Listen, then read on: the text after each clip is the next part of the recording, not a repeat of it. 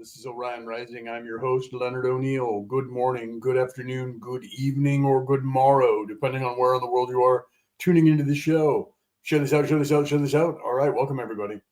It is Friday night on the North American continent, Saturday morning here in Australia, in New South Wales, Australia. We are live for the Emerald Tablets of Thoth. Yeah, the Emerald Tablets of Thoth. Wait, let me pull down this banner so you guys can see me here. Share this out, share this out, share this out. I shared this out in about 150,000 places. Not quite, but I shared it out in a lot of places here. And where is my banner? Hold on a second here. And I can't get this to scroll for some reason. What is going on here? So I can't take that overlay down because for some reason my computer is not moving the overlay tray to take down the overlay. I don't know what's going on here. Yeah. And now, it's stuck for some reason. The background or the foreground here. There it goes. That was weird. I don't know what happened with that. That was one of the weirdest things I just saw happen. Yeah, I couldn't click on the overlay tray to move to pull that overlay down. That was bizarre. Never had that happen before. Bizarro. Okay, welcome everybody. Give me a shout out in the chat. Share this out. Say something in the chat so that I know that you guys are here because we've been having problems with Facebook and things filtering into the chat. So I'm not sure what was going on there. And when it's doing that, I can see Brooke there. Thank you, baby. So my wife at least said something in the chat so I can see her. So if you're over there on Instagram, that doesn't come into the chat. So I'll have to keep an eye on that. If you're on YouTube, because we are live on Instagram, YouTube, and on Facebook, the Instagram is the only one that doesn't filter in here. If I go live on my page, with my name, I have to go and use that on another monitor and open that up or stay in that chat because it doesn't filter in here. So if I go live on Orion Rising, the page, and then share it to my page, all the stuff comes into here. It's weird. Okay, so share this out. We are on doing the Emerald Tablets of Thoth, and we are on chapter 8 of the Emerald Tablets. Weirdly, I thought we already covered 8. It was probably because I have covered 8 because I was listening to the Emerald Tablets. And that's probably what happened.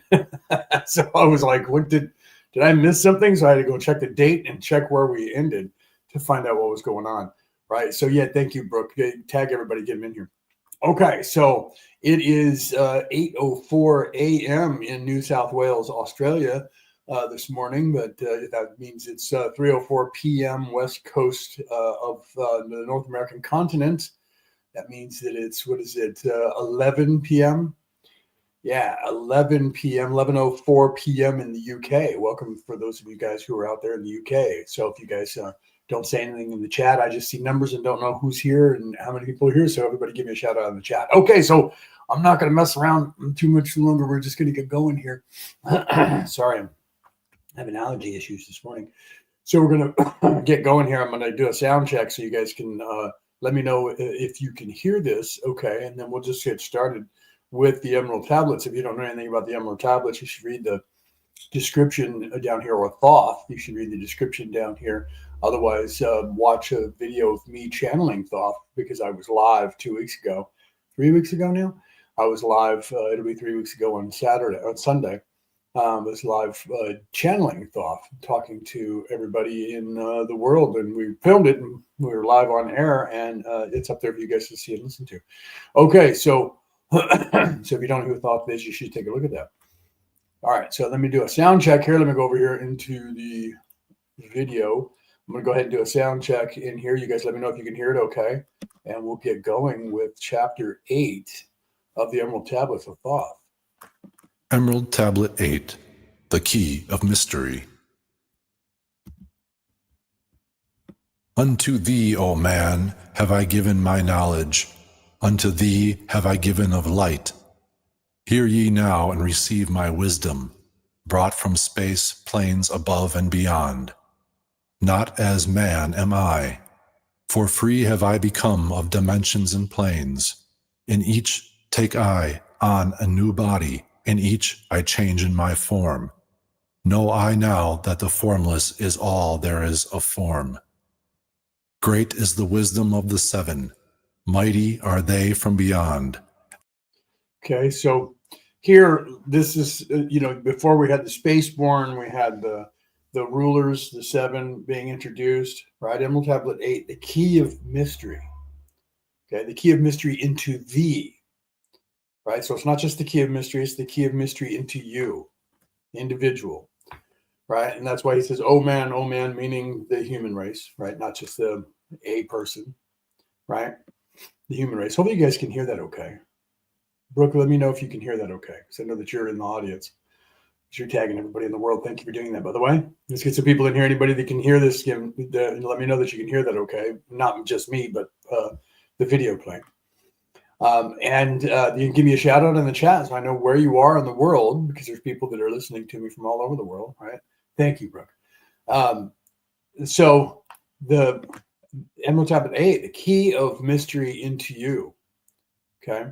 So I've given you the knowledge of the light, he says, right? Because he's given you the knowledge, and he's also giving you, has given you the key to the seven chakras, right? So those are in chapter 1, 2, 3, 4, 5, 6, and 7.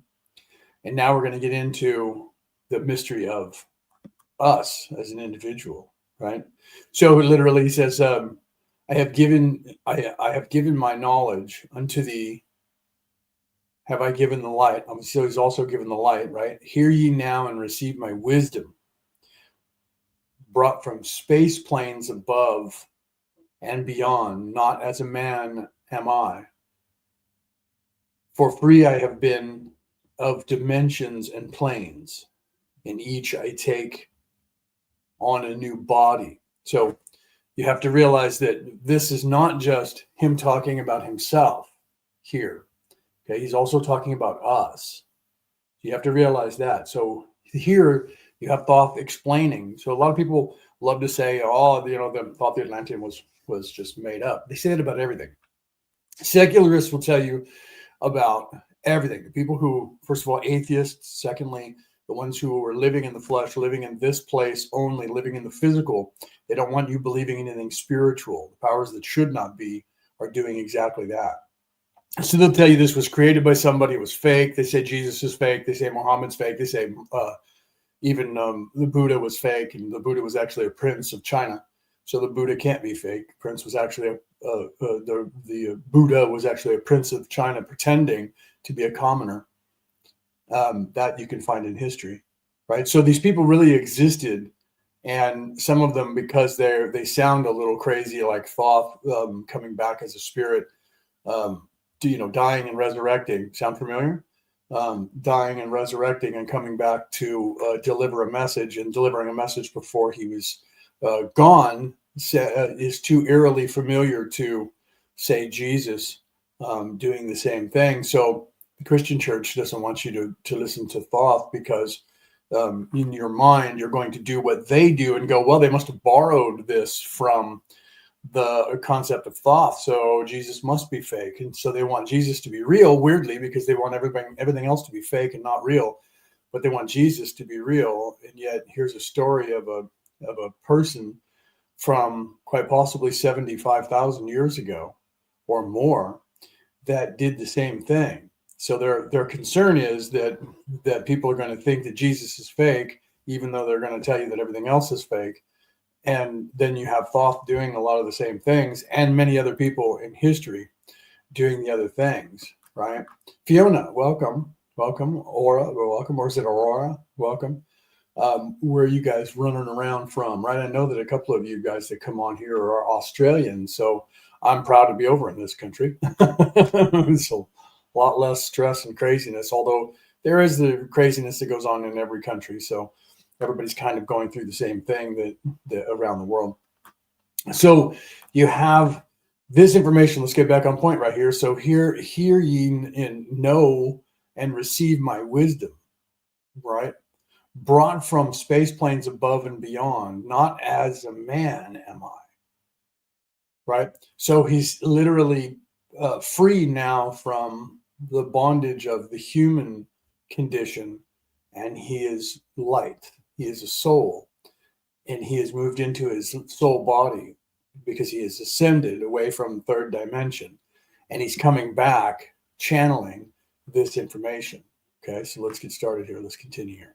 So this is the key of mystery, the key to mystery unto thee. So if you look, it says the key to mystery, and that's what the person said, reading it. But literally, there's no comma or period there. The word is the key of mystery unto thee, right? Manifest they through their power, filled by force from beyond. Hear ye these words of wisdom. Hear ye and make them thine own. Find in them the formless. Mystery is but hidden knowledge. Know, and ye shall unveil. Find the deep buried wisdom, and be a master of darkness and light. Deep are the mysteries around thee, hidden the secrets of old. Search through the keys of my wisdom. Surely shall ye find the way. The gateway to power is secret, but he who attains shall receive. Look to the light, O my brother.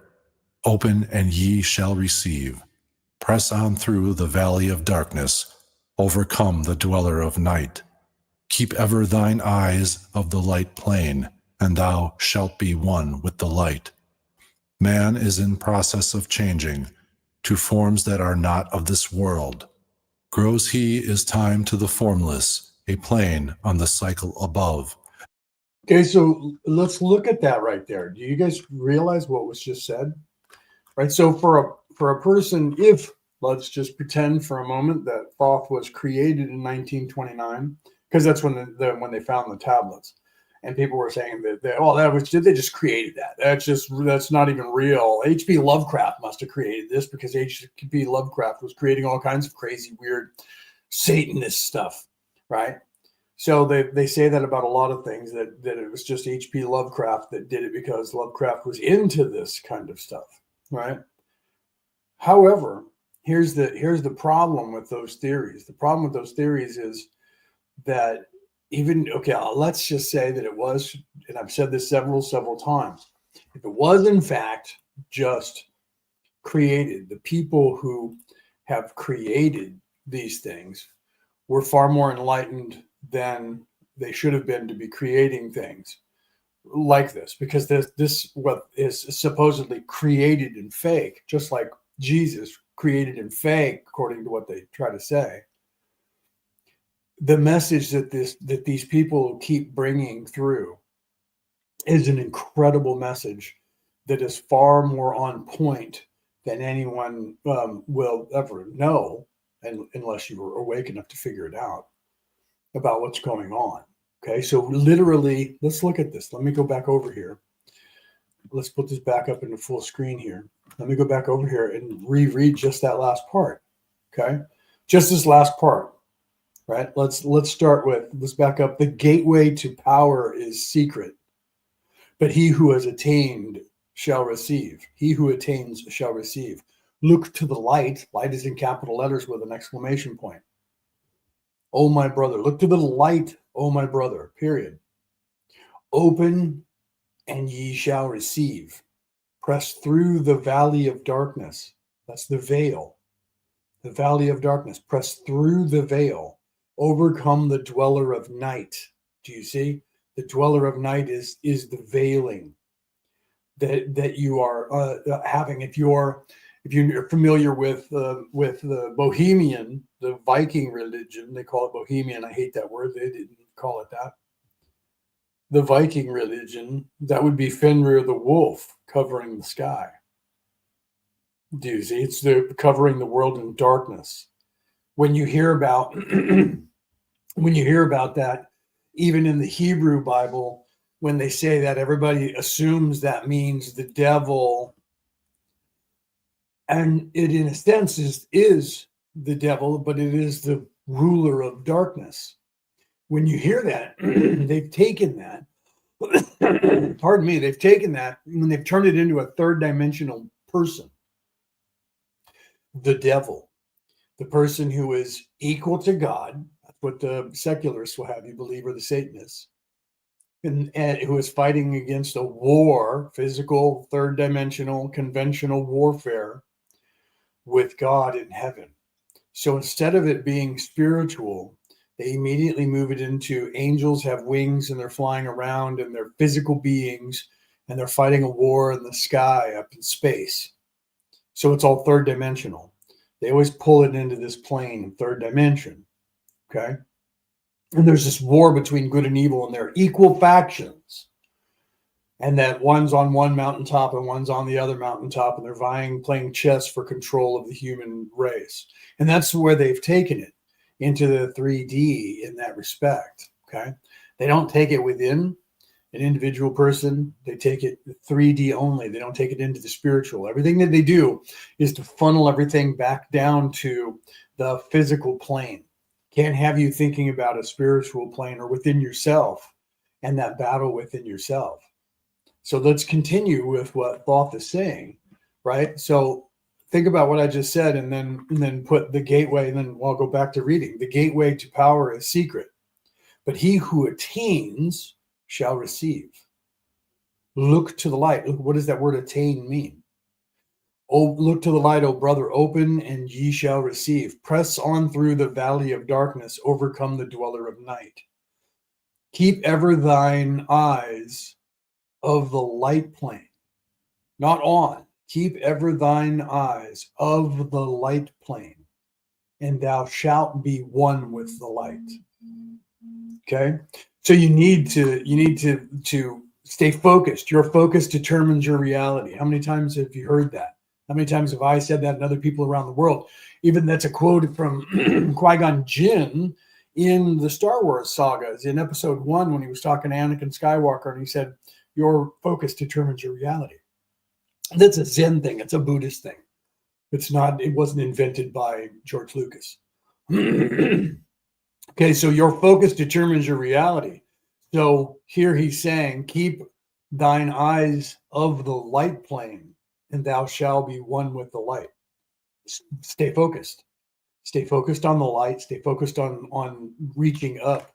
Stay focused on not negative things, but positive things. Man is in progress of changing to forms that are not of this world. Okay, so this is actually very important. This is why they can't have this being told to you. The Emerald Tablets can't be being told to you because it is exactly 100% everything that is in the scrolls that they had to remove at the Council of Nicaea, because it's teaching you that there is life after this place, that you are not of this place, that your physical body is of this place, but that you are an immortal soul and that you are not of this place. Right here, literally, keep thine eyes of the light plane, and thou shalt be one with the light. Man, the human race, is in progress of changing to a form that are not of this world. Grows he is time to the formless. Grows he in time to the formless? Is that a typo? To the formless. Okay, so meaning that you're going to be moving away from the physical plane, away from your physical body, to the formless, to the non-physical body, a plane on the cycle above. Know ye must become formless before ye are with the light. Okay, so literally the only way that you can get back to the light is you have to realize that you are not this physical body. You are not this physical form. I am not the thinking mind. I am not the physical pain body. I am an immortal soul. Not I have a soul. I am the immortal soul. I am an immortal soul. That is keeping your eyes on the light plane, focusing your reality to I am of there's that word again, I am, right? When Moses talked to God at the burning bush thousands of years ago, he said, who shall I say sent me, O Lord? They're going to ask who it is, and I don't know your name. And he said, I am that I am. Tell them I am sent you. Okay. So I am. So here again, You're moving into the non-formed, the formless, the spiritual plane, and you have to then ascend to the I am, the realization of I am. That was the real true lesson that was being taught to Moses at the time, was tell them that I am sent you. Why is that important? That's important for the same reason that right here you must become formless before you can go to the light. So what is that telling you? The only way that you can become formless is that you have to realize that I am. You are. Okay? I am something. I am not this. I am an immortal soul.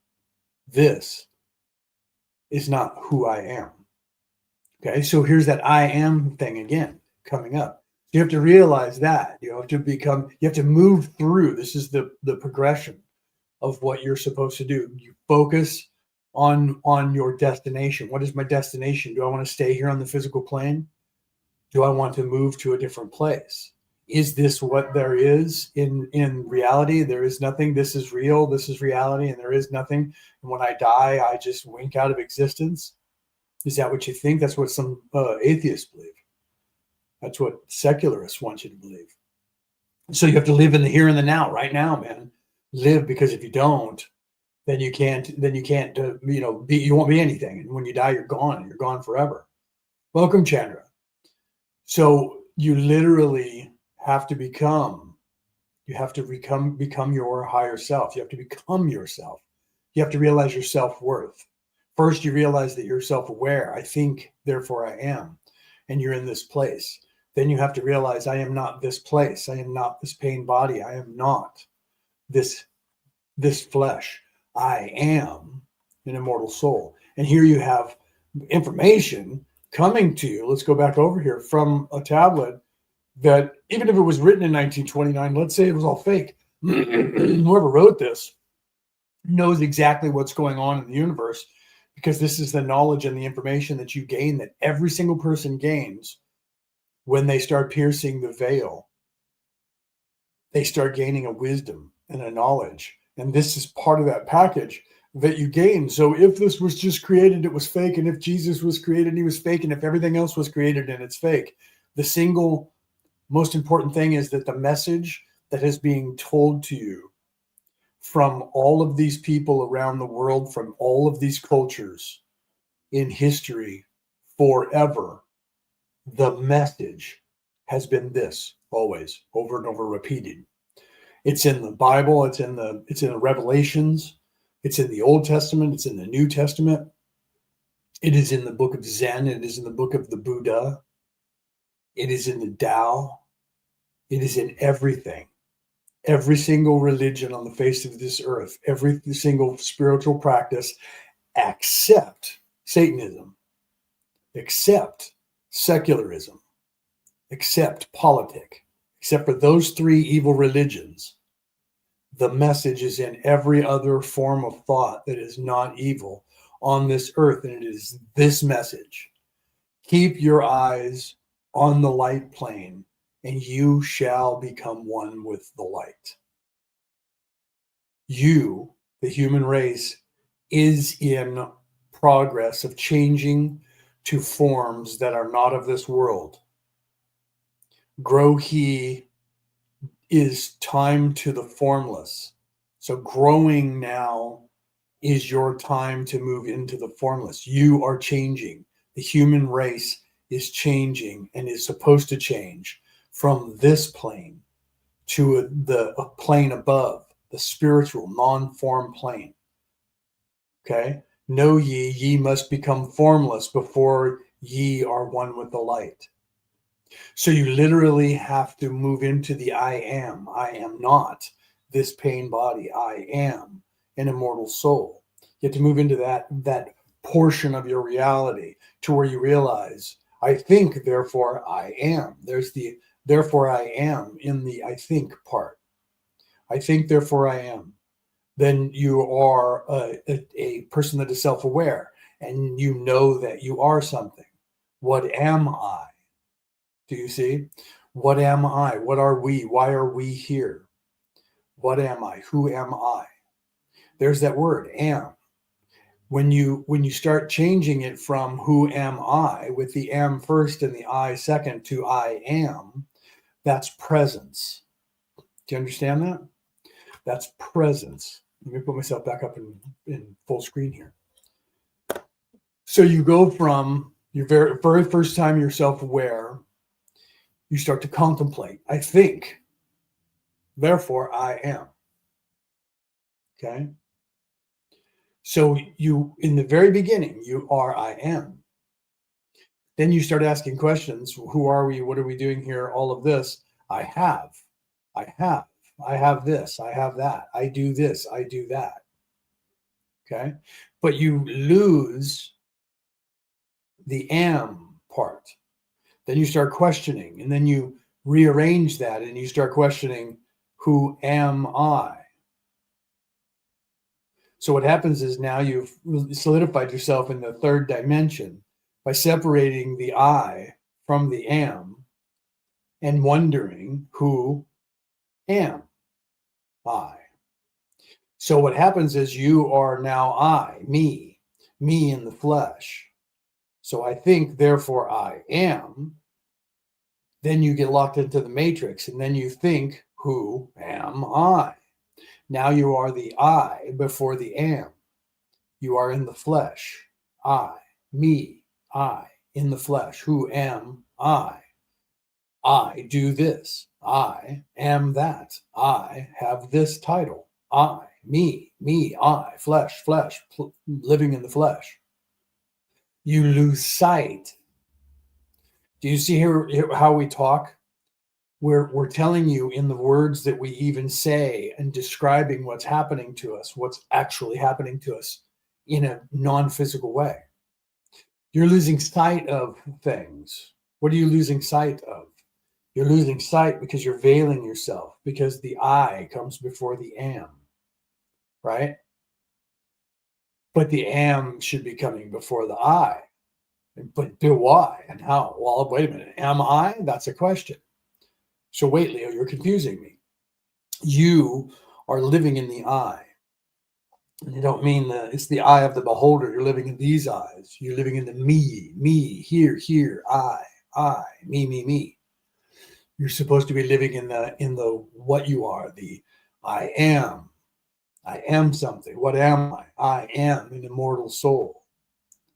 Okay, so you stop doing that. You start living in the I, in the flesh. What do I have? What do I own?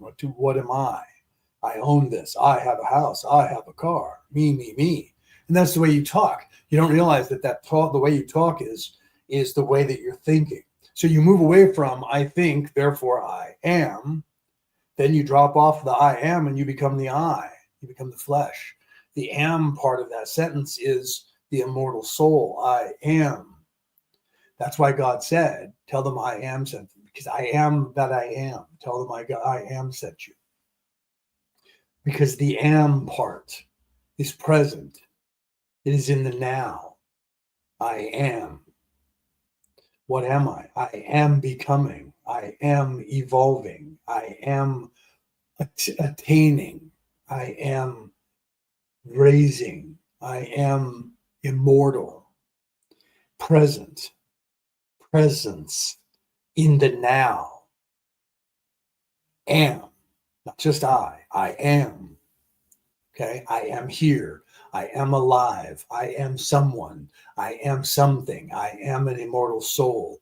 I am forever. Presence, now and forever. The words that we speak have more weight than we realize. I do. I own. Do you see? I, me, or I am something greater than I am. So you have to realize that we're changing. Now, even if this was made up in 1929, which it wasn't, the message is exactly the same. So even if all religions were made up, there is one underlining thing that is a factor in every single spiritual practice around the world that they can't have you know, this portion. I've said it over and over. Everything that is in the Emerald Tablets has to be told that it's not real, because everything in the Emerald Tablets is everything that is in every message that they have removed from every religion around the world. They don't want you to know any of this. They want you to be superficial in the I and the me. It's about relationship. It's about physical plane, everything, nothing above the physical plane. Penny, welcome. I didn't see you there for a second because I have my glasses off and I just happened to look over seeing the chat move and I could see the Penny's here. Welcome, Penny. So literally here you see that Thoth is telling you, let me go back over here and get my ugly mug off the screen. Thoth is literally telling you, now remember what we're talking about here is the secrets, right? The secret of your ascension. And what is it? It's basic. It's basic. Your focus determines your reality. Open your eyes and you shall receive. Press on through the valley of darkness. Pardon me. Press on through the valley of darkness. That is the veiling. Overcome the dweller of night. The dweller of night is the veil. Keep your eyes, keep ever thine eyes of the light plane, spiritual, and thou shalt be one with the light. Man is in progress of changing to forms that are not of this world. Grows he in time to the formless, a plane on the cycle above. Know ye, ye must become formless before ye are with the light. Know ye, ye must become formless before ye are with the light. List ye, O man, to my voice, telling of pathways to light, showing the way of attainment, when ye shall be one with the light. Search ye the mysteries of earth's heart, learn of the law that exists, holding the stars in their balance by the force of the primordial mist. Seek ye the flame of the earth's life, bathe in the glare of its flame, follow the three-cornered pathway until thou too art aflame. Speak thou in words without voice to those who dwell down below. Enter the blue-litten temple and bathe in the fire of all life. Know, O man, thou art complex, a being of earth and of fire. Let thy flame shine out brightly. Now remember, the fire up until the 20th century on the planet meant light.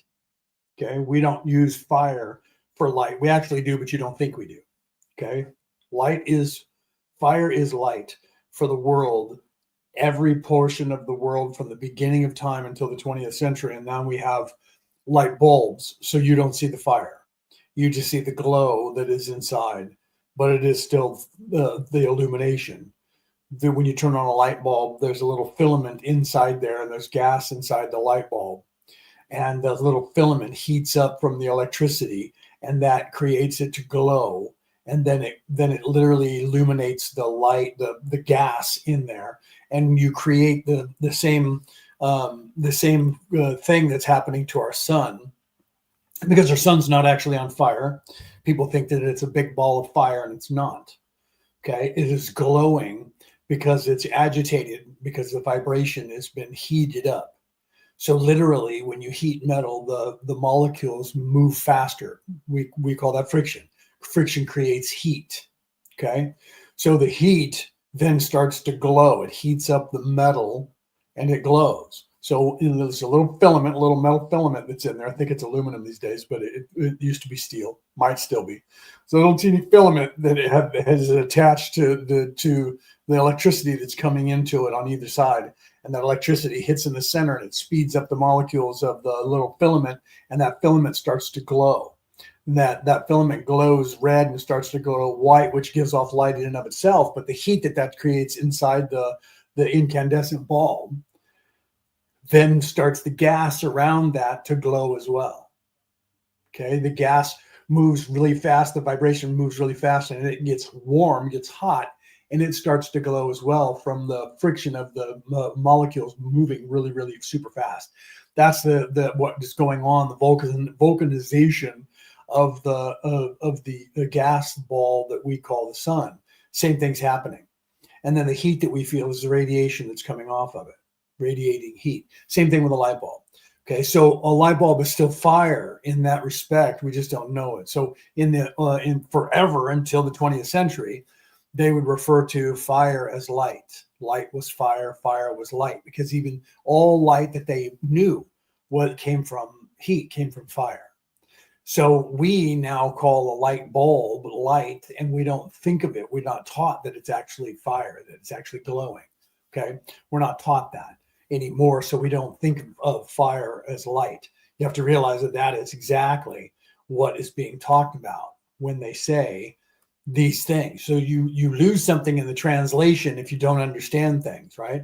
So those who dwell down below, this is right. So follow the cornered pathway until thou, right, until thou too art a flame. So you have to become the light. All right, so let me back up a little bit even further. Search ye the mysteries of earth's heart. Learn of the law that exists, holding the stars in their balance by the force of the primordial mist, right? So you have to realize this information. You have to realize what's happening and where are you getting this stuff from. By the force of the primordial mist, seek ye the flame of earth's life. Bathe in the glare of its flame, light, illumination. Follow the three-cornered pathway until thou too art a flame. What is the three-cornered pathway? Okay, what is that? That is 3, 6, and 9. That is the triangle. The three-cornered pathway, triangle. That is 3, 6, and 9. So here you have follow the three-cornered pathway until thou too are a flame. So you have to also realize that the three-cornered pathway is the Fibonacci sequence. So what does that mean? What is 3, 6, and 9? 3, 6, and 9, if you understand that the chakras are not 1, 2, 3, 4, 5, 6, 7, even though there's 7 of them, they're only 1, 2, 3, 4, 5, 6, 7 if you're counting the chakras that are inside the human body. And they're not actually inside the human body, because the crown chakra is in fact on the outside of the human body above the head. But the names of those and the places of those chakras are actually 3, 4, 5, 6, 7, 8, 9, which puts the red ray root chakra at the number 3, the heart chakra at the center at the number 6, and the crown chakra at the number 9. There's your triangle again. There's your Trinity. Okay. There's your Father, Son, Holy Spirit. Father being the 9, Son being the 3, and the Holy Spirit being the heart chakra, the 6. Okay. The 6 is at the 0 point. I know this might sound crazy to some of you, and you might not understand what's happening, right? And what I'm talking about. So you literally have to realize that in these words is the secret. And he was telling you that you were getting the mystery. You were getting the secret. Okay. So in there, this is there in this chapter. I'm going to back up a little bit so we can play this, right? I'm going to back up. I don't want to back up all the way, but I'm going to back up a bit here, right? Search through the keys of my wisdom, right? So let me back up to here and we'll start over so you can. Mystery is hidden knowledge. Okay. Know and ye shall unveil, right? So you have to, the keys to the knowledge, mystery is but hidden knowledge. Know and ye shall unveil. Find the deep buried wisdom, right? So let's continue with this. Brother, open and ye shall receive. Press on through the valley of darkness. Overcome the dweller of night. Keep ever thine eyes of the light plain, and thou shalt be one with the light. Man is in process of changing to forms that are not of this world. Grows he is time to the formless, a plane on the cycle above. Know ye must become formless before ye are with the light. List ye, O man, to my voice, telling of pathways to light, showing the way of attainment, when ye shall be one with the light. Search ye the mysteries of earth's heart, learn of the law that exists. And what is that? What is the law that exists? Right? So here is a lot of the secrets, but if you don't understand it, it's either because you're not ready for it or you can't, right? So if you're not ready for it, that's okay, because you're not able to translate all of this stuff until you are more awake. So it seems weird and sounds crazy if you're not anywhere near the position to understand this. As you start waking up, you gain a knowledge that gives you the ability to see what he's talking about here, right? Open and ye shall receive. How do we do that? We open so that we can receive, because we start becoming more one with the light. So now our focus is exactly what he says. Focus on the light.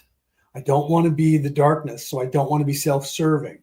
So I don't want to be evil. I am in service to others, so I am going to focus on the light. So I'm looking over upwards because I'm focusing on the light.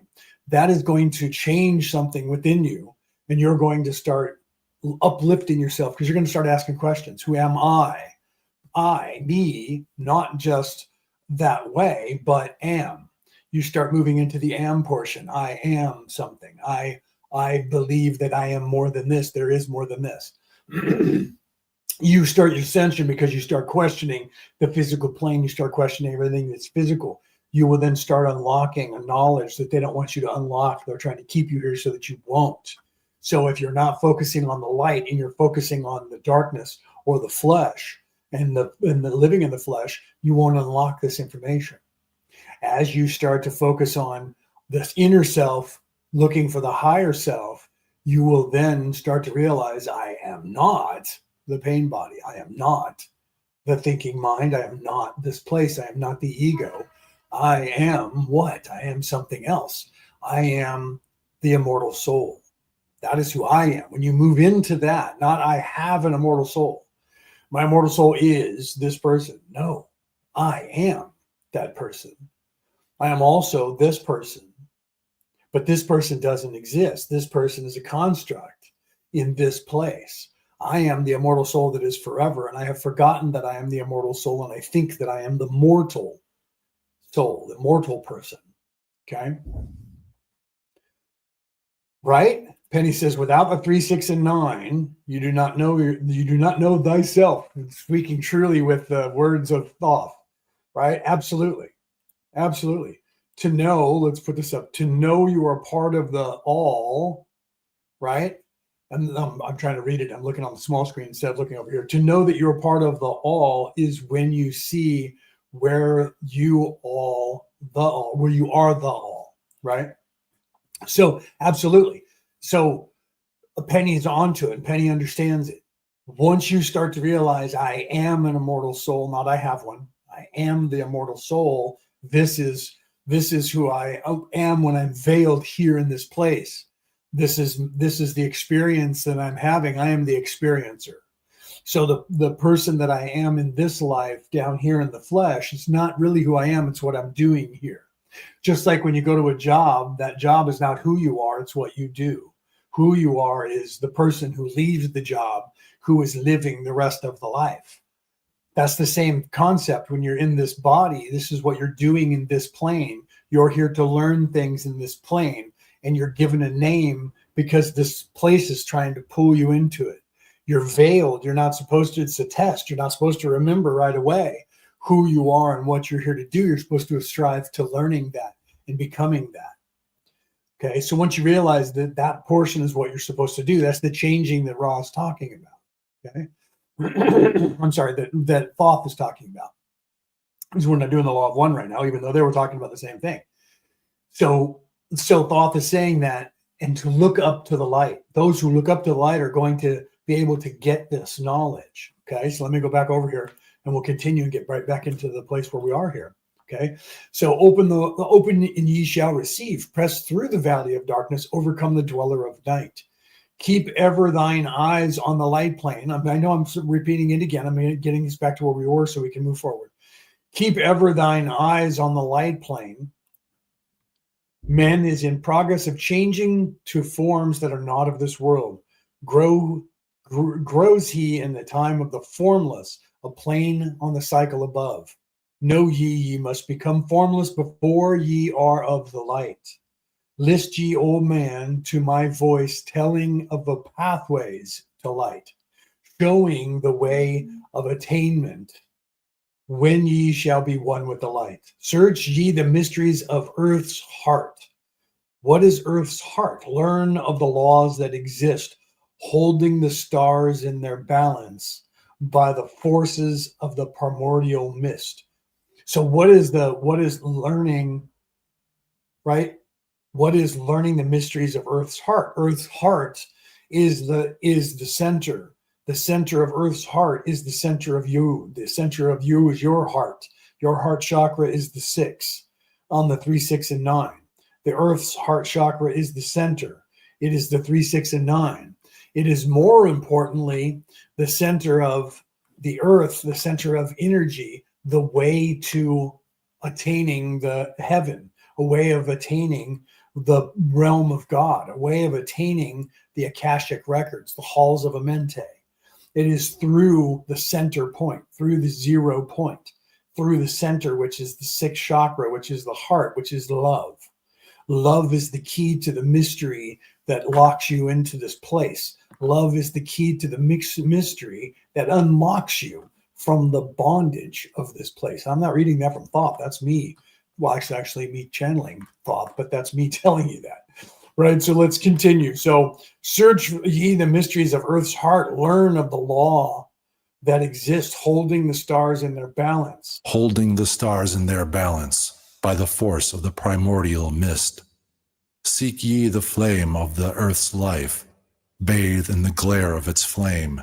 Follow the 3-cornered pathway until thou too art aflame. Speak thou in words without voice to those who dwell down below.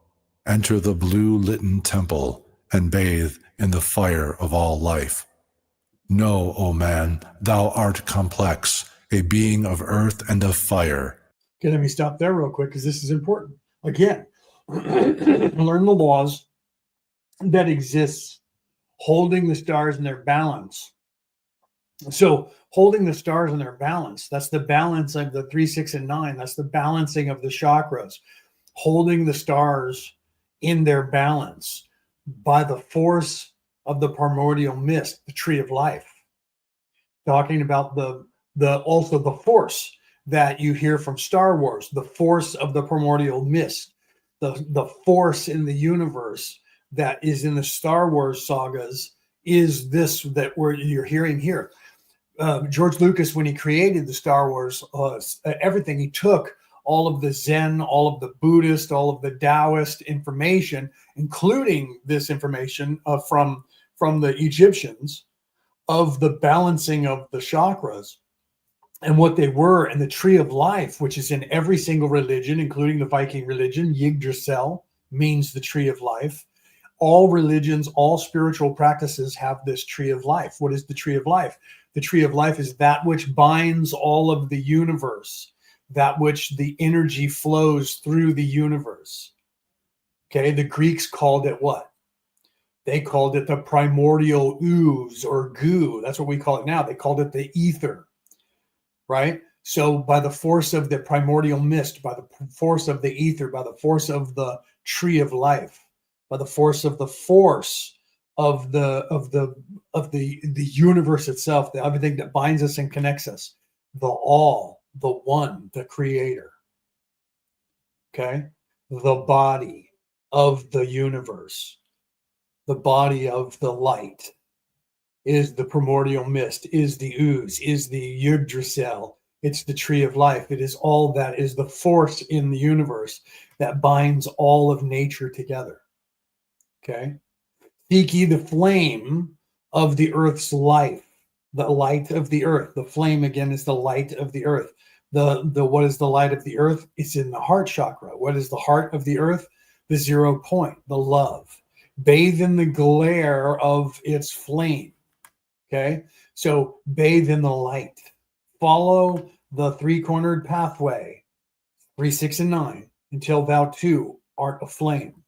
3, 6, and 9, the balance of the 3, 6, and 9. Now let's get into that. Let me undo my thing again. What is the balance of the 3-cornered pathway? The balance of the 3-cornered pathway being 3, 6, and 9. 3, the red root chakra. 6, the heart chakra. 9, the crown chakra. the balancing of the chakras. 3 being the flesh, being Bethlehem, being the physical plane. 3, Jesus in physical plane, you in physical plane. 6, the creation, love, heart chakra. 9, wisdom, light, balance, illumination. The heavens, the heaved up place, the mind, the illumination of your chakras. So the 3-cornered pathway into the light, going from the darkness of the physical plane, living in the flesh, through the heart, because even if you're living in the flesh and you're self-serving, you will love. You'll love yourself. But if you're in service to others and you're looking ever upwards, you're looking for the wisdom to move into the spiritual plane. The upper 3 chakras are the spiritual plane. So if you attain the 0 point where love is at the central point, the focal point, if you look at the Vitruvian man drawn by what's his name? You'll see that by Da Vinci, you'll see that literally the heart is in the center of that. The heart chakra is in the center. And the Vitruvian man is standing in the Jesus Christ pose, because if you look at the actual drawing, you see the arms are stretched out. And when the arms are stretched out, the feet are together and then the feet are not. So you see a double posture there of a person standing in the flesh and then standing in the cross. And you also see that in truth, you also see that the cross that you think of with the feet together, and then you see the actual cross. This is why Da Vinci drew it that way. The actual cross was an X that Jesus was crucified on. You can look that up in Roman history. They didn't have him on a T. They put you on a cross. That was what the cross was. Okay. And then they changed that at some point later on and put it as a T, that he was crucified up like that. And he wasn't. He was crucified on an X. So his feet were out and his hands were this way. So you look at the Vitruvian man by Da Vinci, and there's code in there. The heart chakra, it is in the circle plane, and the heart chakra is in the center where the 0 point is of the 3, 6, and 9. And it shows you the spiritual, it shows you the physical plane T that Jesus is on, and then it shows you the spiritual plane X that Jesus was on. And you see that there's a change. Most people haven't discovered that about that drawing by Da Vinci yet. And the 0 point is the only point in that entire image that is in the same place because the head is in a different position slightly when you change the position. Okay. When you go from standing with the feet together and the arms outstretched this way to standing with the feet apart and the arms up this way. That's the balance. That's going from the human flesh to the spirit body.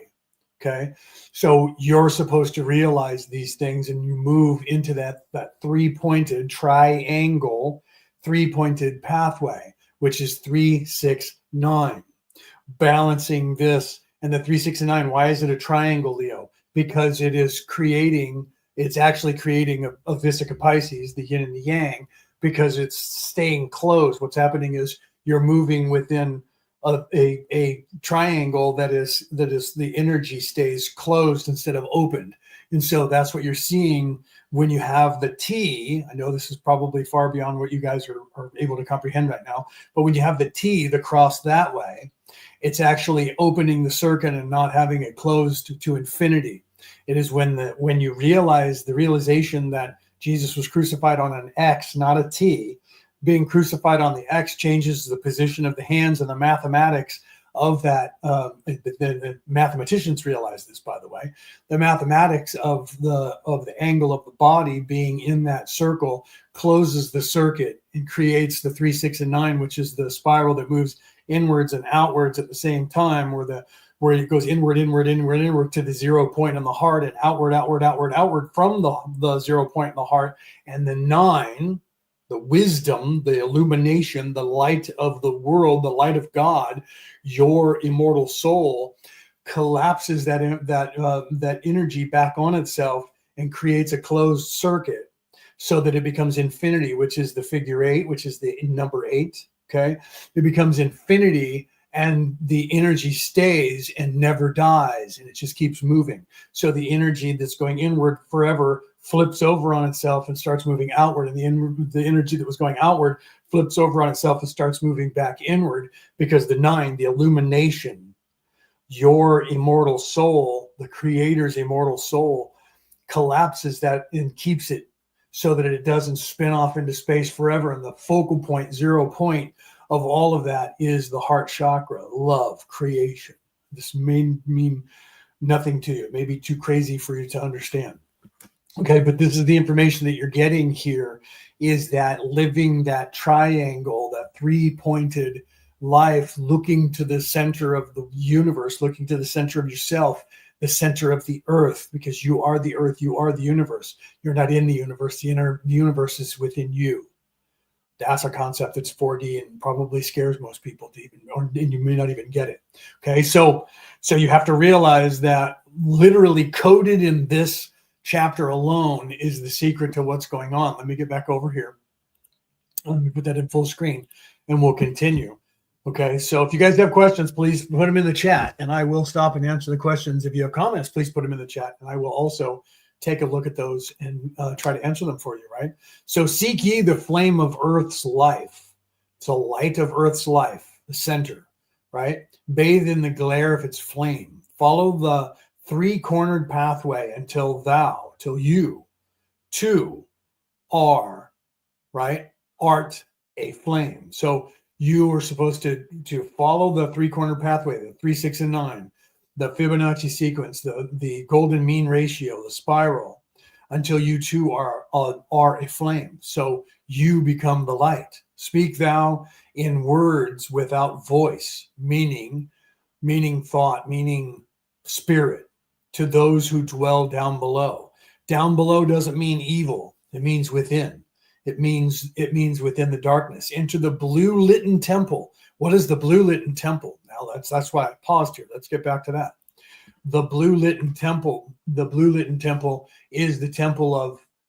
That's actually very ambiguous in its statement. The blue. When you become spiritual, you move into the blue before you get to the purple or the violet. Okay, you move into the indigo. Okay, so the indigo is blue. What is the blue lit temple? That is the place in your body where you're moving up now into the spirit. But it's also your light starts to glow with more of a blue hue when you move into the spiritual, and then people will see you more. You have people that are evil will hate you more. You have disembodied spirits who know that you are more of a spiritual being and that you're not evil, and they will try to contact you, and because you're starting to develop your abilities. Nature itself will see you start to glow with a more blue hue. This is where you had children that were coming through 20, 30 years ago that were being called by the people in the community the indigo children. There's that blue color coming through again, that blue name. So you're moving into that place of that color, right?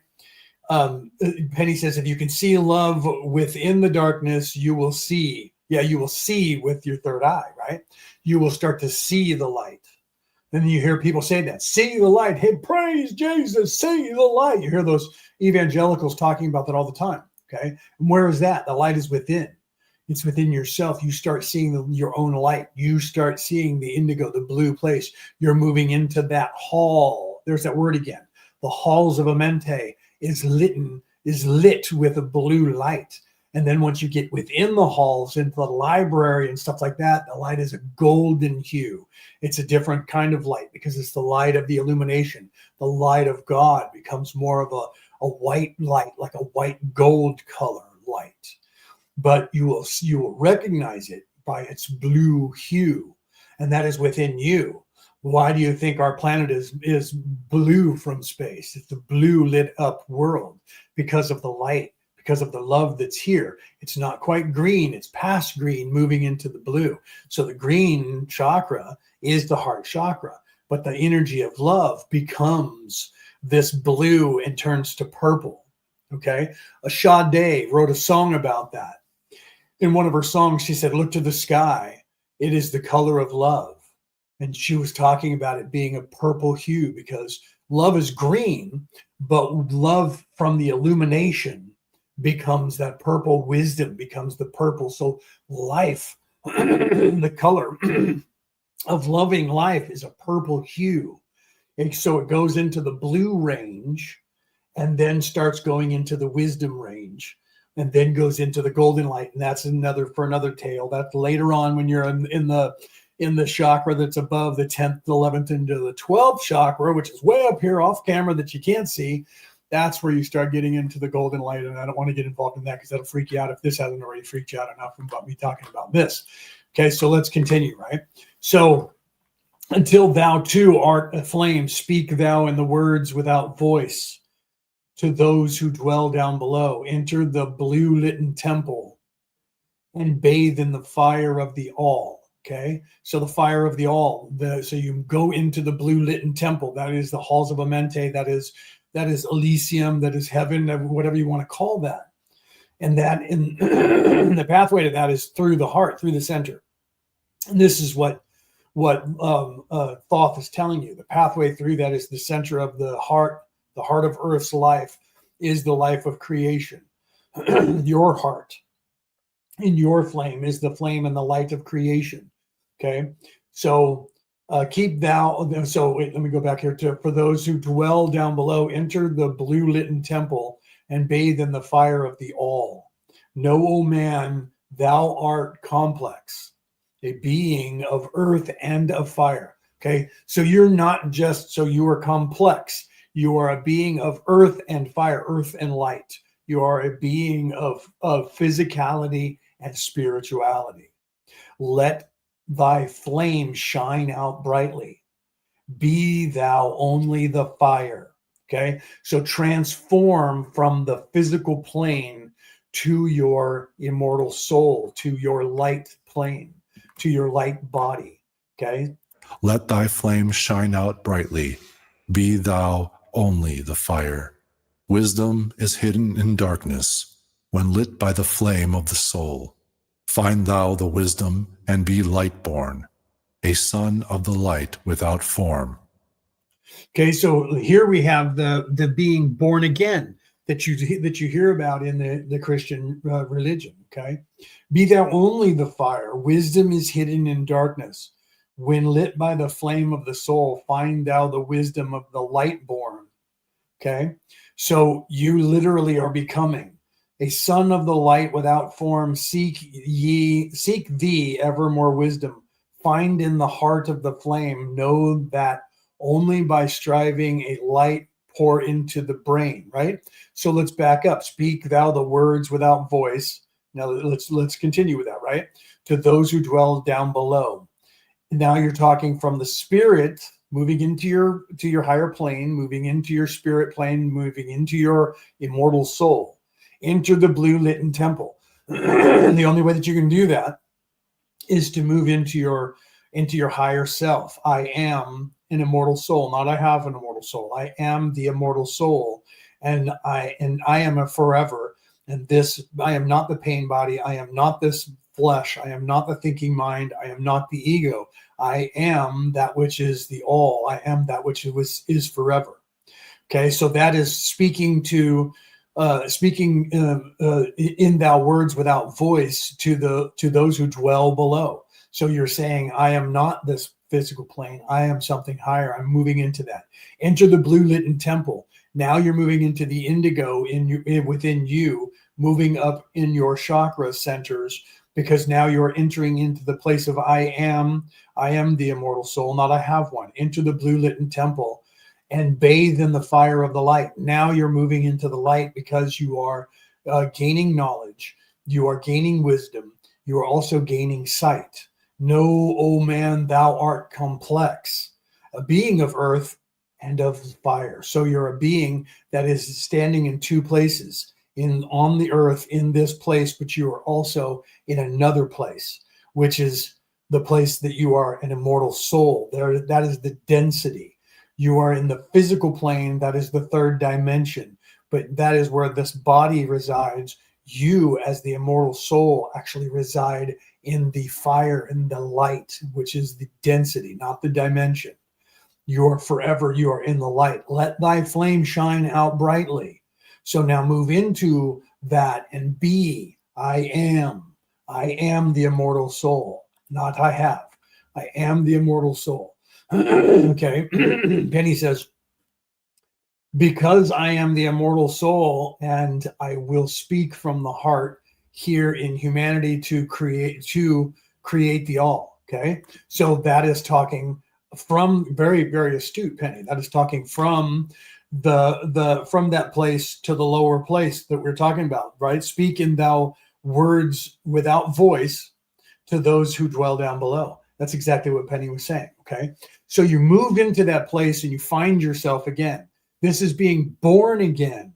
This is that part of when you are born again in the light. In Christianity, they say when you become baptized, you're being born again, because what happens in the baptism? But you're devoting yourself to God. You are affirming that I am a follower of Christ. I am following the way of Christ to get to the Lord, to get back to heaven. So when you're baptized, you are now having that happen to you. Okay, so you are devoting yourself. Find thou the wisdom and be light born, a son of the light without form. Seek. And there's that word son again. Do you remember when Jesus was here? He said he was the Son of Man. He didn't say I was the Son of God. He said he was the Son of Man. So find thou the wisdom and be light born, being reborn. You see, that's in capital letters, being light born. You are being born in the Spirit. You are being reborn. That is being born again. You went from being born in the physical, and in that moment when you realize I am the immortal soul, not I have one, I am the immortal soul, you're finding thou the wisdom and be light born, being born again in the light. Okay. So you have to at that point find that realization of yourself in being I am the immortal spirit. Once you start to reside in there, that is literally being born again in the light, a son of the light without form. Seek thee ever more wisdom. So now continue seeking the wisdom, continue on your pathway, learning and opening up things. Know that only by striving and light, only by striving and light pour into thy brain.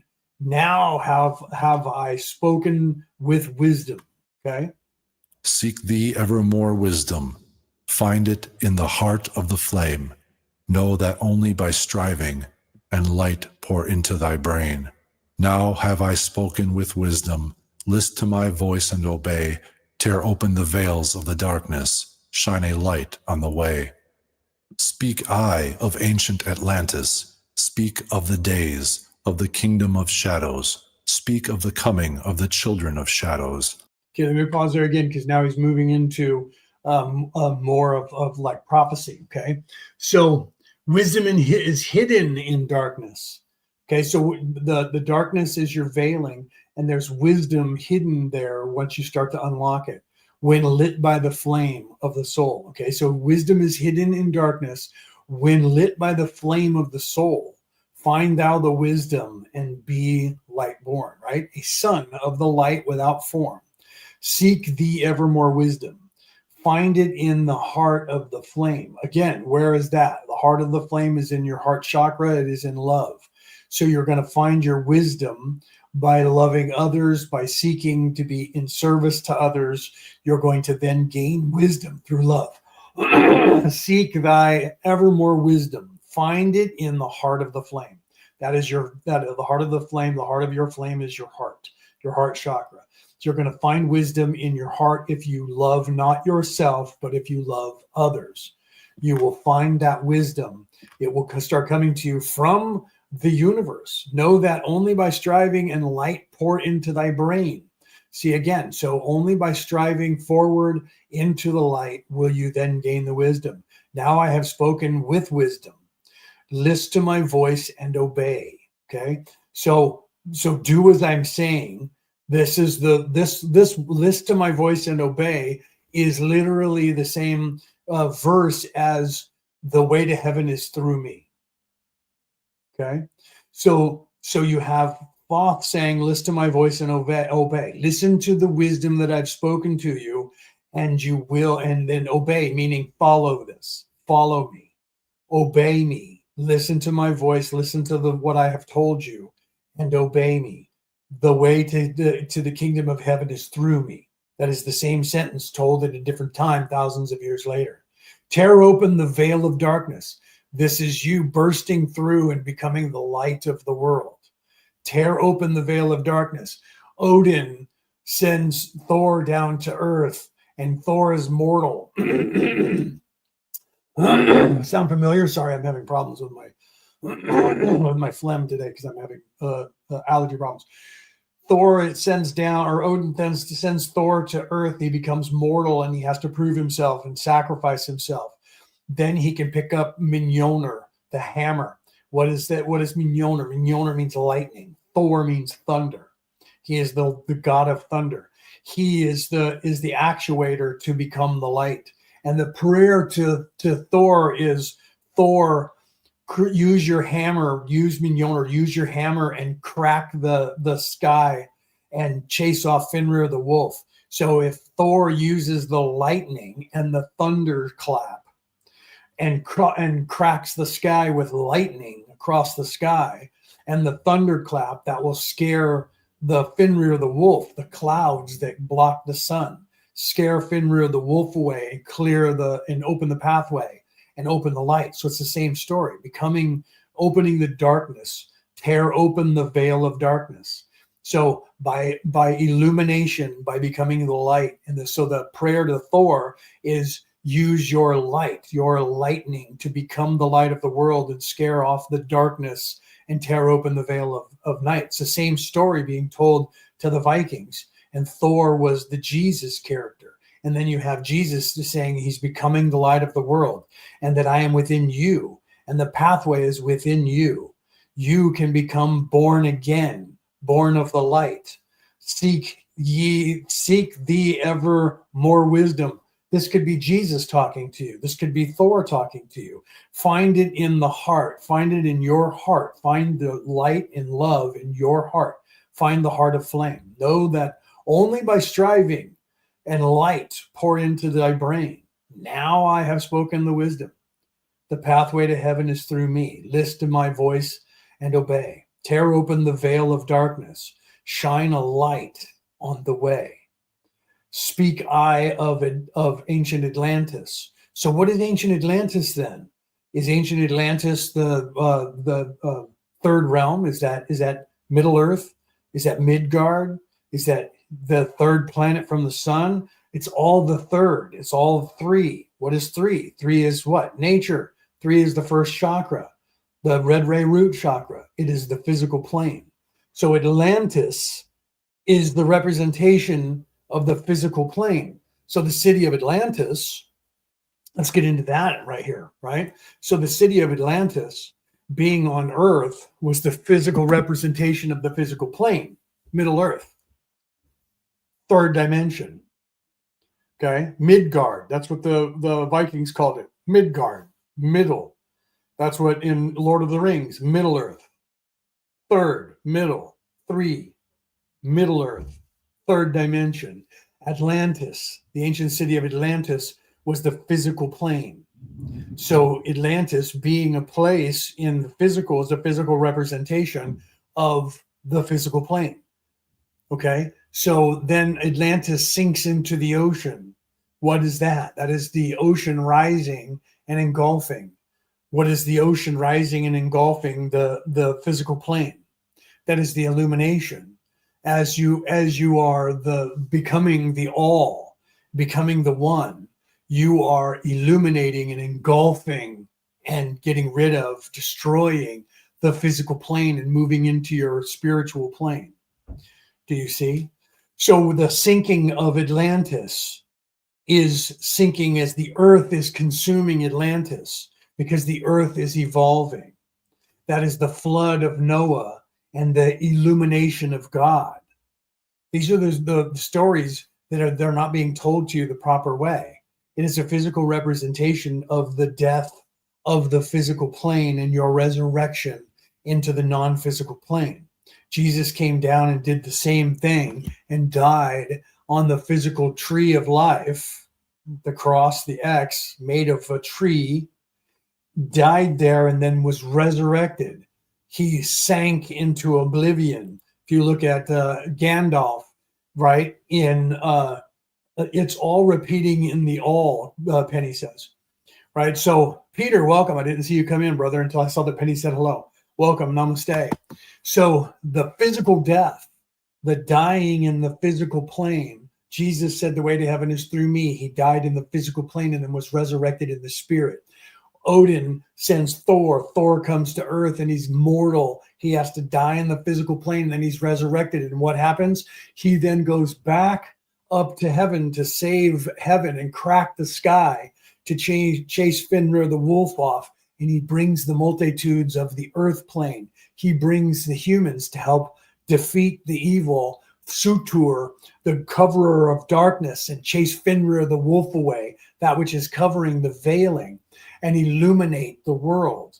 And then what happens is that Midgard then engulfs that and illuminates that. The same thing. It's the death in the physical and the resurrection in the spiritual plane. That is that being born again. You're being dying in the physical flesh and you're being born again in your non-physical body.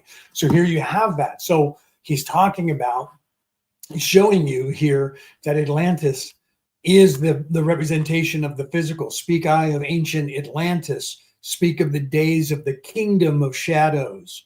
Do you see? So what is the kingdom of shadows? The kingdom of shadows is the veiling, the third dimension. Speak of the coming of the children of shadows. Out of the great deep were they called by the wisdom of earthmen, called for the purpose of gaining great power. Do you see? Let's continue here.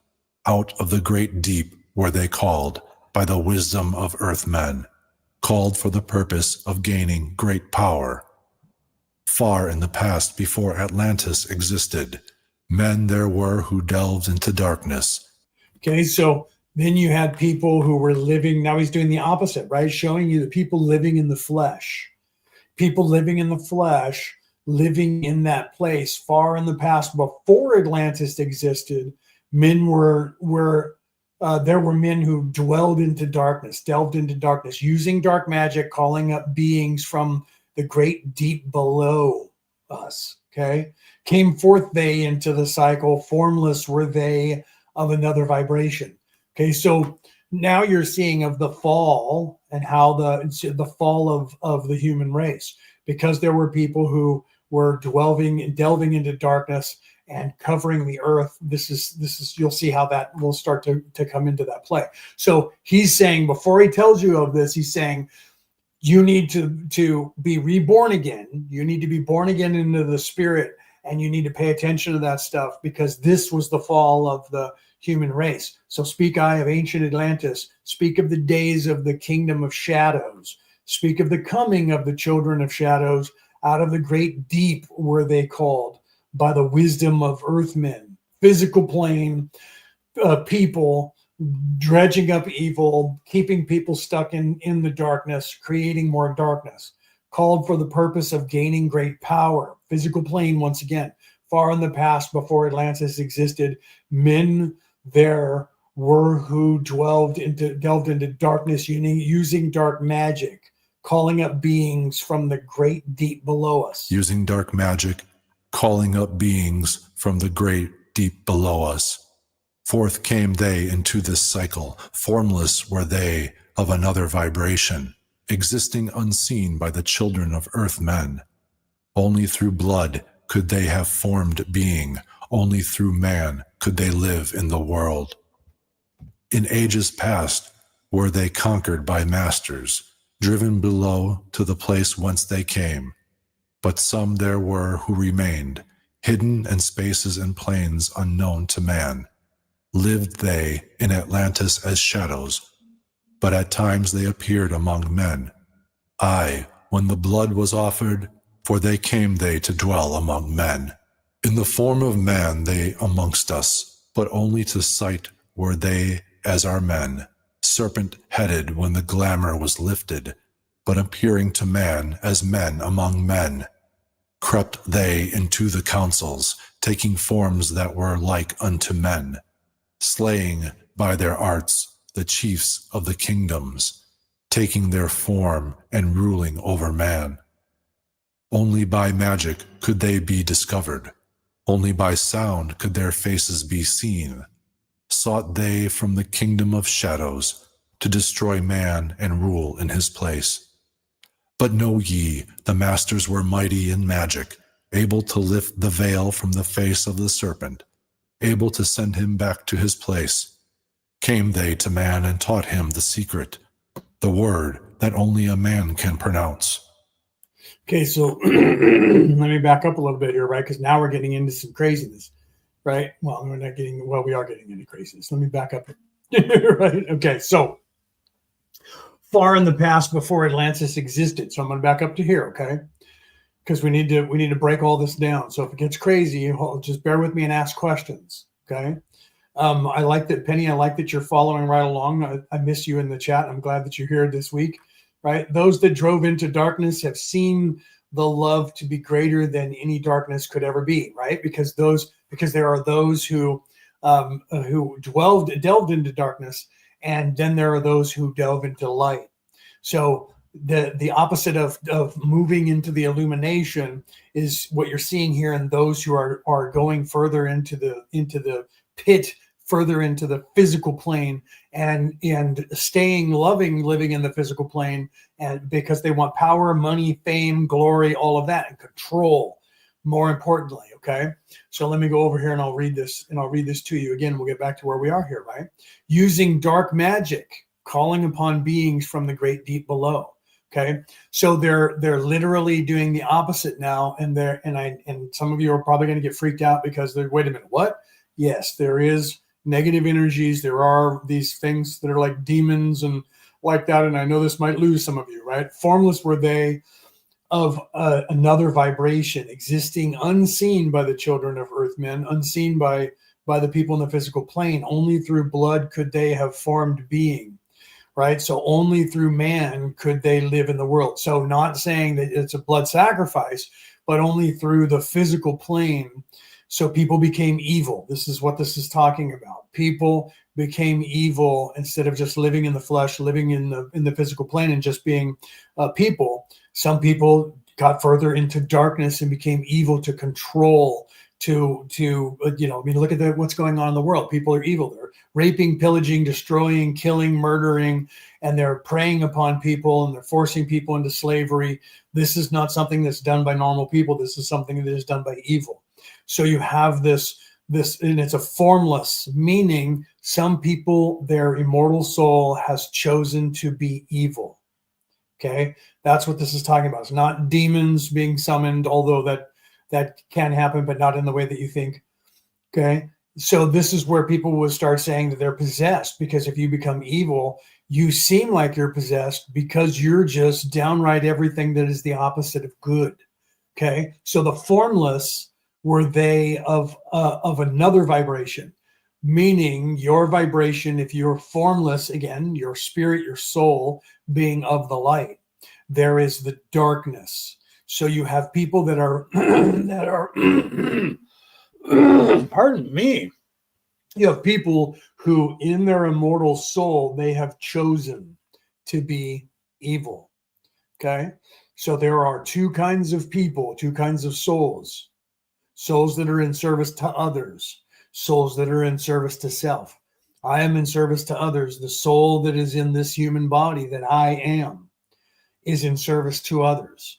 I am of the light.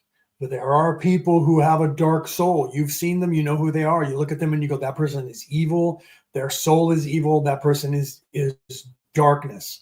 It is because the soul that is in there, that spirit that is in that body, occupying that physical body, is chosen to be darkness, chosen to be evil. And this is what Thoth is talking about here. Let me go back up here and I'll read this to you and we'll get back going again.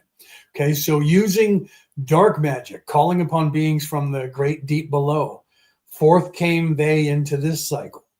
Formless were they of another vibration, existing unseen by the children of men, meaning in the physical plane, evil can hide from you and pretend that they are good until they strike.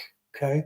Only through blood could they be formed being. So they had to go into physical form. So you have other spirits who have chosen to be evil. They are here walking among us. 14% of this earth currently is evil.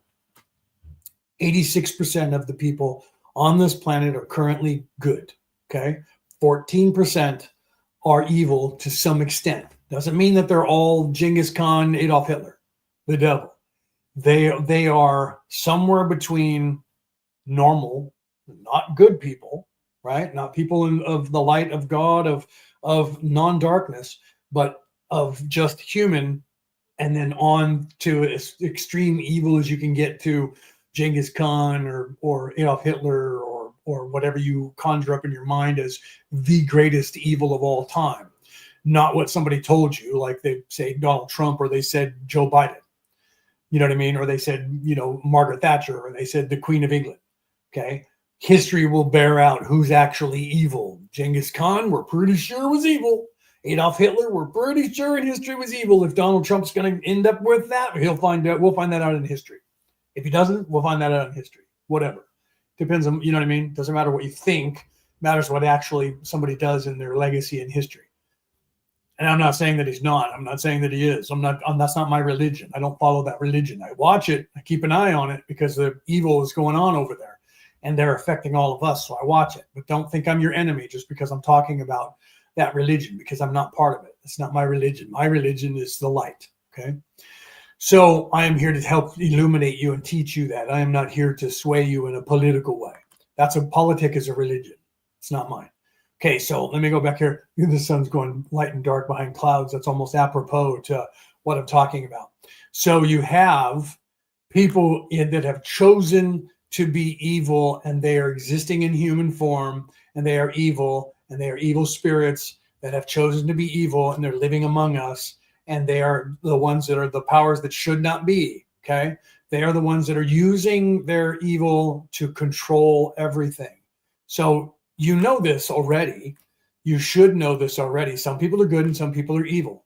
Okay. Some people have chosen to be evil. They like it. They like the power. They like the money. They like the fame. They like the control. They are trying to convince all of you that you are just like them, to keep you in this low vibration, to keep you in this place. Okay. So here you see that Thoth is telling you about that. So you need to realize what we're learning here, what we're looking at. Okay, only through blood could they be formed in beings. Only through man could they live in the world. In the past, in the ages past, where they conquered by masters, driven below to the place whence they came. So in a long time ago, they had already been defeated, and evil was no longer in charge. But if you listen in the Bible, it says in the Bible that the devil shall be unleashed on the world for a time. We're living in that time. We're living in that time when the devil was unleashed on the world for a time. But for a time tells you that it's not going to be forever. That means it has a beginning and a middle and an end. Okay. But some there were who remained hidden in the spaces and the plains unknown to man. Lived they in Atlantis as shadows, meaning they had infiltrated, just like they do now, and they are now. They infiltrate and they hide in the shadows. Does this sound familiar? Evil people pretending they're not evil until that they can take control, until they can.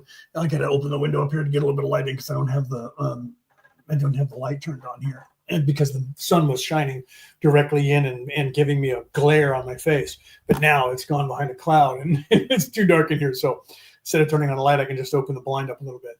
Okay, so you have people living right amongst you, hiding in the shadows, hiding in plain sight. So in Atlantis, you had the same thing. He's showing that this is how the society fell. This is how the world will end if we allow it to happen. This is what's happening now is we're having the dark night of the soul. People are coming to the realization because they're illuminating. Their veil is being pulled back around the world exponentially. All of you out there are waking up and you're starting to be able to see, wait a minute, they're just freaking lying to us. When did they start that? They've always done it. You just are now waking up to it. something needs to be done. So what's happening is more and more people are waking up, and they don't like it. The people that are the powers that should not be, the controllers of this place, don't like it, and they don't want this information and me saying this. They can't stop us anymore. They can't do anything about it. There's too many of us, and we're doing it. They would have to shut down the entire system to make that happen, and that's not going to happen because we're not going to allow that to happen. Okay?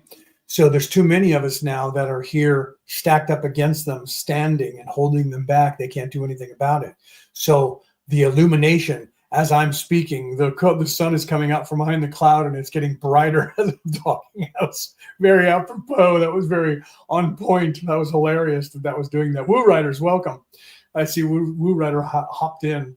Deborah Anderson, welcome. Happy Friday. You must be in the United States or in the UK. I'm in Australia, so it's already Saturday for me, but happy Friday. So literally you see that Thoth is saying that even in Atlantis, there were those who were evil, who chose to be evil, who were hiding in plain sight, hiding in the shadows. Okay. So let me get back over here and we can continue. Let me go back in here. But you need to realize this is the norm. This is in the third dimensional plane, this is normal. You have people who here in this place, you choose to either be in service to self or in service to others. Okay. And as a soul, you've made that choice. You just don't know it when you're here and you're in the pain body and you're stuck. You just don't know that you have already chosen that. You do in your heart. This is why you were saying, look to the light of the center, the flame of the center. That's your heart. When you look there, you know in your heart whether you're good or evil. You can't hide that from the universe. You can hide it on this plane to physical humans because humans are veiled and they can't see through bullshit until you learn how to see through that stuff. Okay. So Thoth is telling you that if you're striving to the light and you stay on that course, you will be illuminated, and that veil will start to have cracks and holes and pinholes in it. And eventually it will come loose and you'll be able to see what's going on. That is you moving into the I am. That is you moving up. The indigo starts your pathway to the what's the color? It's either purple or violet, to the violet, to the illumination, okay, to the knowledge, to the wisdom, and that pulls back the veil when you unlock that and you open up that veil and you're able to see clearly. That's that song. I can see clearly now. The rain is gone. I can see all obstacles in my way. Gone are the clouds that what was it, that dark the sky? I don't know the exact words, but that song is about the awakening and the breaking of the veil and piercing the veil. You should hear that song. That's that song that came out like the 1970s, right? I can see clearly now, the rain is gone. That's what that's about. I can see all obstacles in my way, right? Gone are the clouds now that blocked my sight, or something like that. You can read it. You'll read the lyrics. You'll see what I'm talking about. So the clouds, Fenrir the wolf was blocking out the sun, stopping you from seeing the illumination. So you then gain the wisdom. When you do that, you can see these people for who they are, and you realize when someone's evil and then what degree they're evil. Okay. And so they're literally evil people, beings, spirits, souls, immortal souls that have chosen to be evil, living in human flesh. And then you have people, 86% of the people of this earth have been chosen to be in service to others, loving, caring people that are living in the flesh. Okay. You choose that here. This is the place of choosing. The third dimension is the place where you choose whether you're going to be in service to others or in service to self. And then you reside that way and you live your life that way. So Thoth is telling the story of, even in Atlantis, there were people that were that way, that would called to the darkness and became evil, and they're living in the flesh, but they're hiding in the shadows. Okay. And that's what goes on here now. But we're becoming aware of it en masse, where when this was written, it would have been 1% of the population, if that would have understood what Thoth was talking about. Now we're living in a time when probably more than 50% of the population of the earth understands that there is an illumination, that there is a knowledge that you gain, that you can see through them. Only through blood could they have formed beings. Only through man could they live in the world.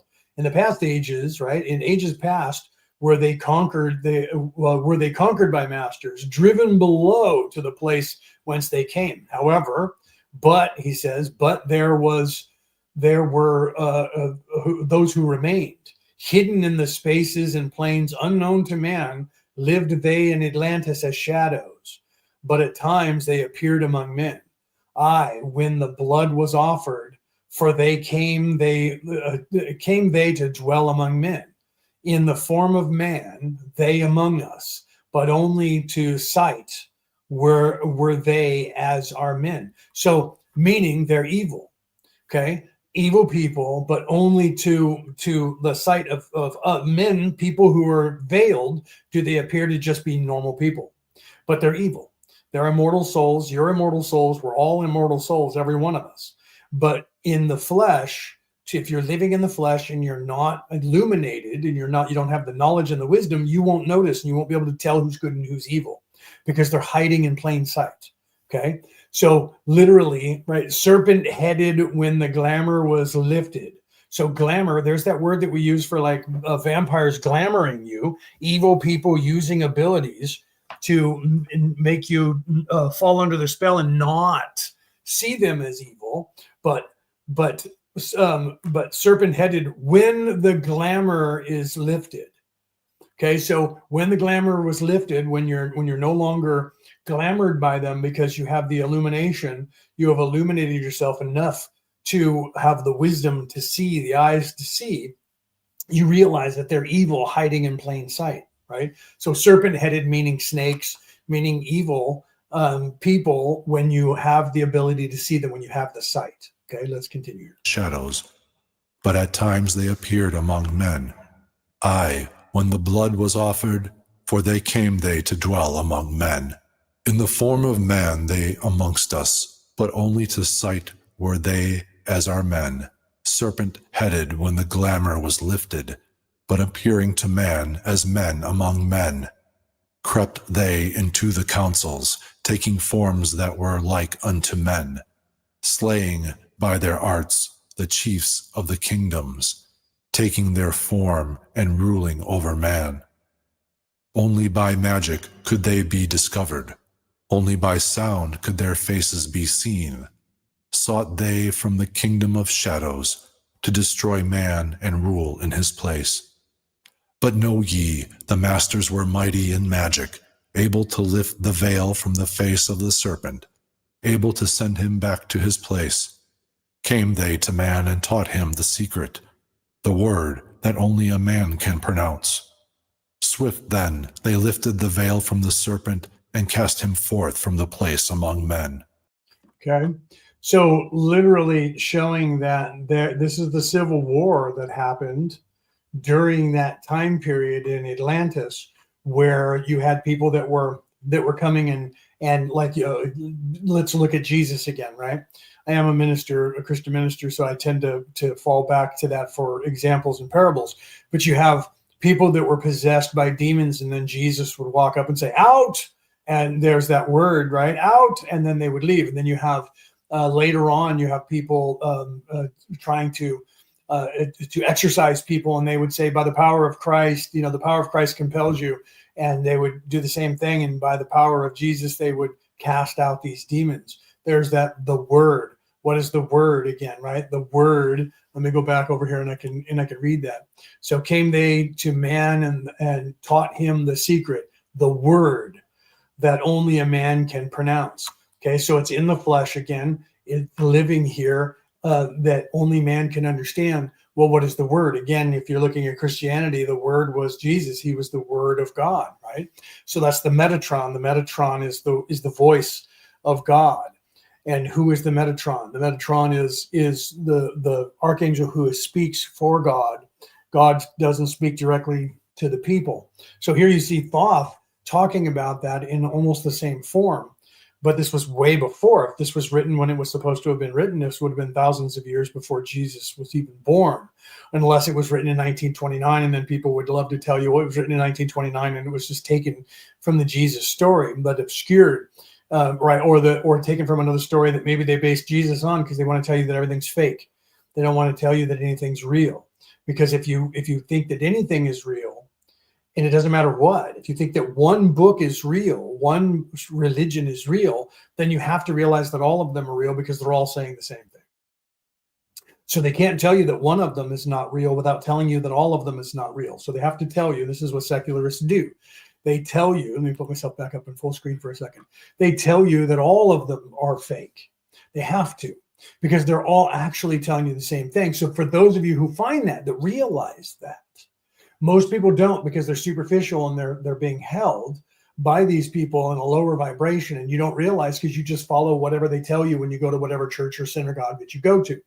So you just listen to the curriculum that they have and that they're teaching you there. If you don't read the book yourself, and they discourage you in most places, and they did that forever. You couldn't even buy a Bible until readily in stores until like the 1960s. Before that, you had to get one from somewhere.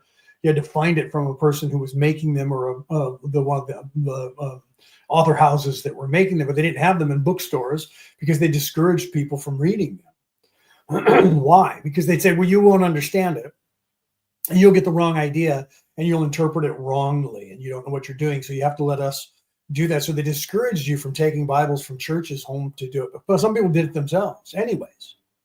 And they would read these Bibles from around the world, and they started finding that they did understand them. Sometimes they didn't, and you can't, it's not 100% either way.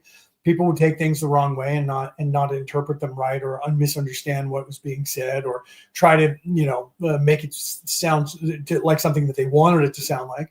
So there is that. That happens because people are in different places in their abilities, in their development. But for the most part, when you start reading these philosophical, spiritual texts, you start finding the message. Once you start finding the actual message, if you compare religions from around the world, like I do because of being a theologian, you actually start seeing that they're all saying the same thing. And that's the one thing that they're trying to edit out, and have tried to edit out, is the same message as this message. So they'll tell you that this isn't real, that it was created by somebody, because they can't have you believing it's real. Because if you think that what Thoth is saying is real, then you'll find that Jesus said the same thing, because he did. And you'll find that Thor was doing the same thing, because he did. You'll find that Marduk was doing the same thing, because he did. And the message that they were all teaching was the same message that the Buddha is teaching you. It's the same message that Lao Tzu is teaching you in the Tao, in Taoism. All of these religions are saying the exact same thing. The message that is in this chapter alone is the same thing. So they'll say, well, this was just based loosely on all of that. They say that about Star Wars. That was just loosely based on all the religions. It was exactly based on all the religions. And it was exactly done on purpose, because it was exactly telling you one thing, that the message in all of the religions are the same. So if you watch Star Wars and you know anything about all the Eastern religions, Japanese, Chinese, Arabic, Christian, Hebrew, all of that, Muslim, Viking, you'll see that there's an aspect of all of those religions in what they're calling the Force and the Jedi way, and the dichotomy between the Sith and the Jedi, the good and the evil, and the behind the scenes struggle and having spirituality. Notice that all the Jedi are very spiritual. And then you have the very physical Sith. Okay. So it's the same dichotomy between good and evil. It's in everything. Zeus and Apollo, right? It's in everything. So when you look at that and they go, that was just borrowed from Eastern philosophical thought. And they always say that, man, Christianity was just borrowed from the Mesopotamian, and then Mesopotamia, and then there was the Vikings. They were just borrowed the Mesopotamian thing. And that's what they have to say, right? They have to say that it was borrowed. They didn't make it. It's not real. It was borrowed from this one. And that one wasn't real. They have to put everything back to a central point and then discount it. So then they say that all religions are fake because they were made up. And if you don't believe that, and then all of a sudden now they're saying the Anunnaki did it. So in aliens, first of all, there are no aliens because there can't be anybody stronger than us. But if we can't convince you otherwise, it was aliens and they came down here and they're your slave masters and you have no hope and they're the ones that created all the religion. That's what they tell you. All right. So I got to pay the bills. So I'm going to do that really quickly. Let's put this up on the screen over here and go into, you saw my wife put up some information on the screen about my book, and I will be live coming up and I will be doing book signings, and you guys can buy those books. And what is that book? It's a perfect time to pay the bills. So let's do a commercial. What is the reality about reality? Returning to the old ways. It is a comprehensive book about what is really going on here on this planet. It talks about the true spirituality that the controllers who think they own this planet have been keeping from you for thousands of years. It explains to you the knowledge that you gain from the universe itself when you live the way the prophets of the world throughout time told us how to live. Eat right, meditate, take care of yourself, treat others right. All the things they originally told us to do, but the controllers have removed from right in front of our eyes. The way to ascend to heaven. The reality about reality. Returning to the old ways. On sale worldwide online now. So if you look at that in that book, you'll see everything that I'm telling you. If you do comparative spirituality, you'll realize that all religions in the world are actually telling you the same exact information.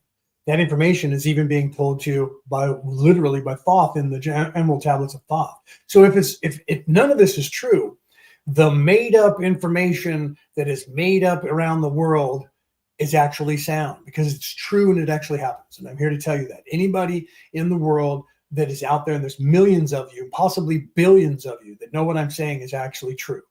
As you choose to be in service to others, and only if you choose truly to be in service to others, you will, because if you don't and you're in service to self, even if you're trying to lie and make people think that you're in service to others, you will never unlock this information.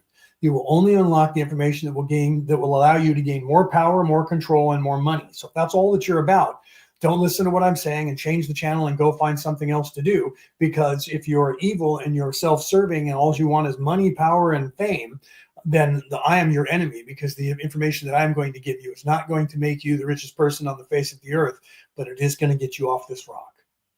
Okay?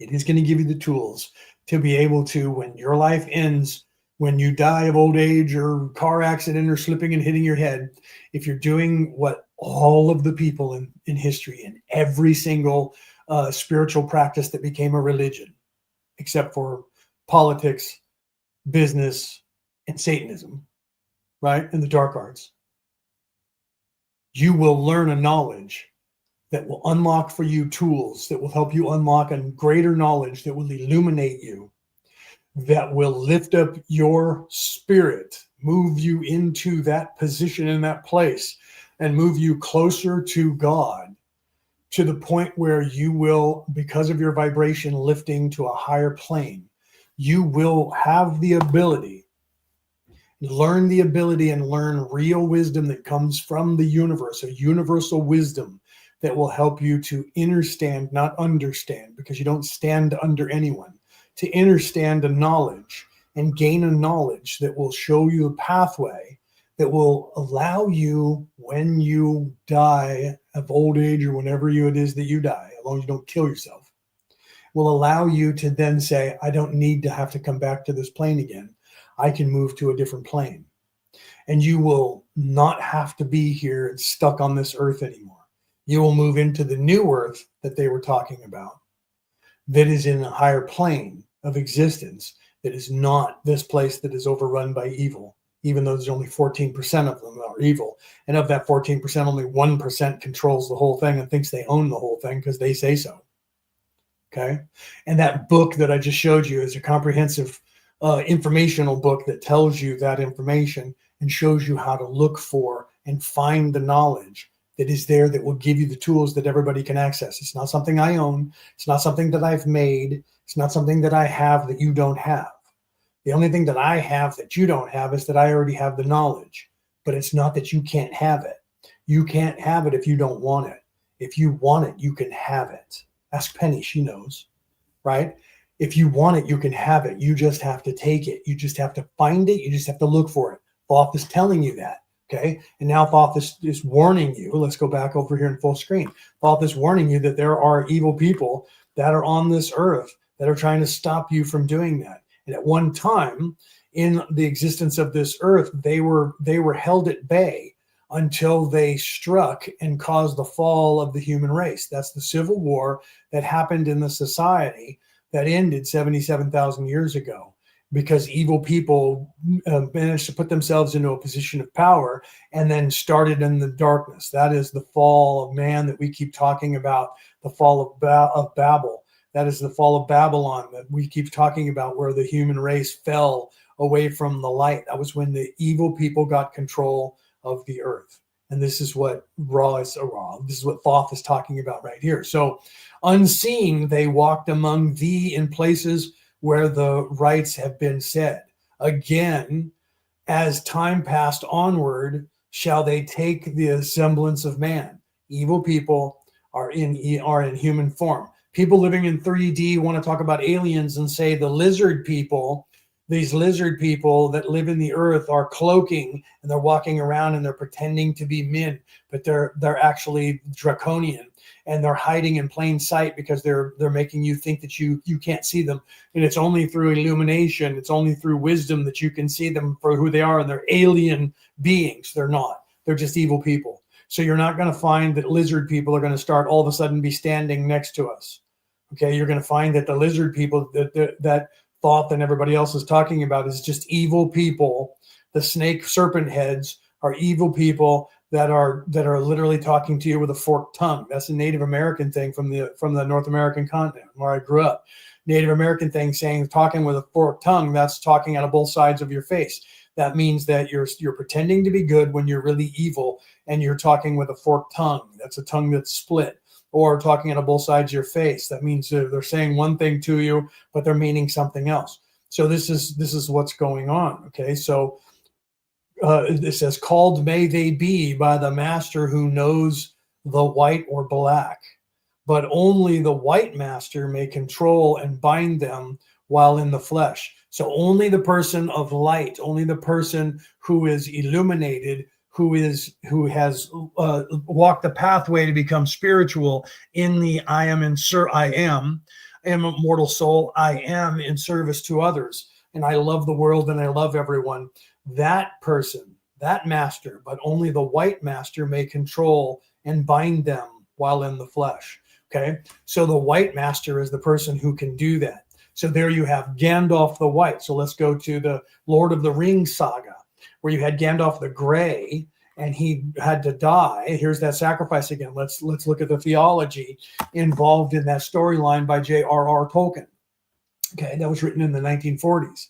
He was an English writer. In the 1940s, he was in England somewhere. I don't know if he was in England, but he was in the UK.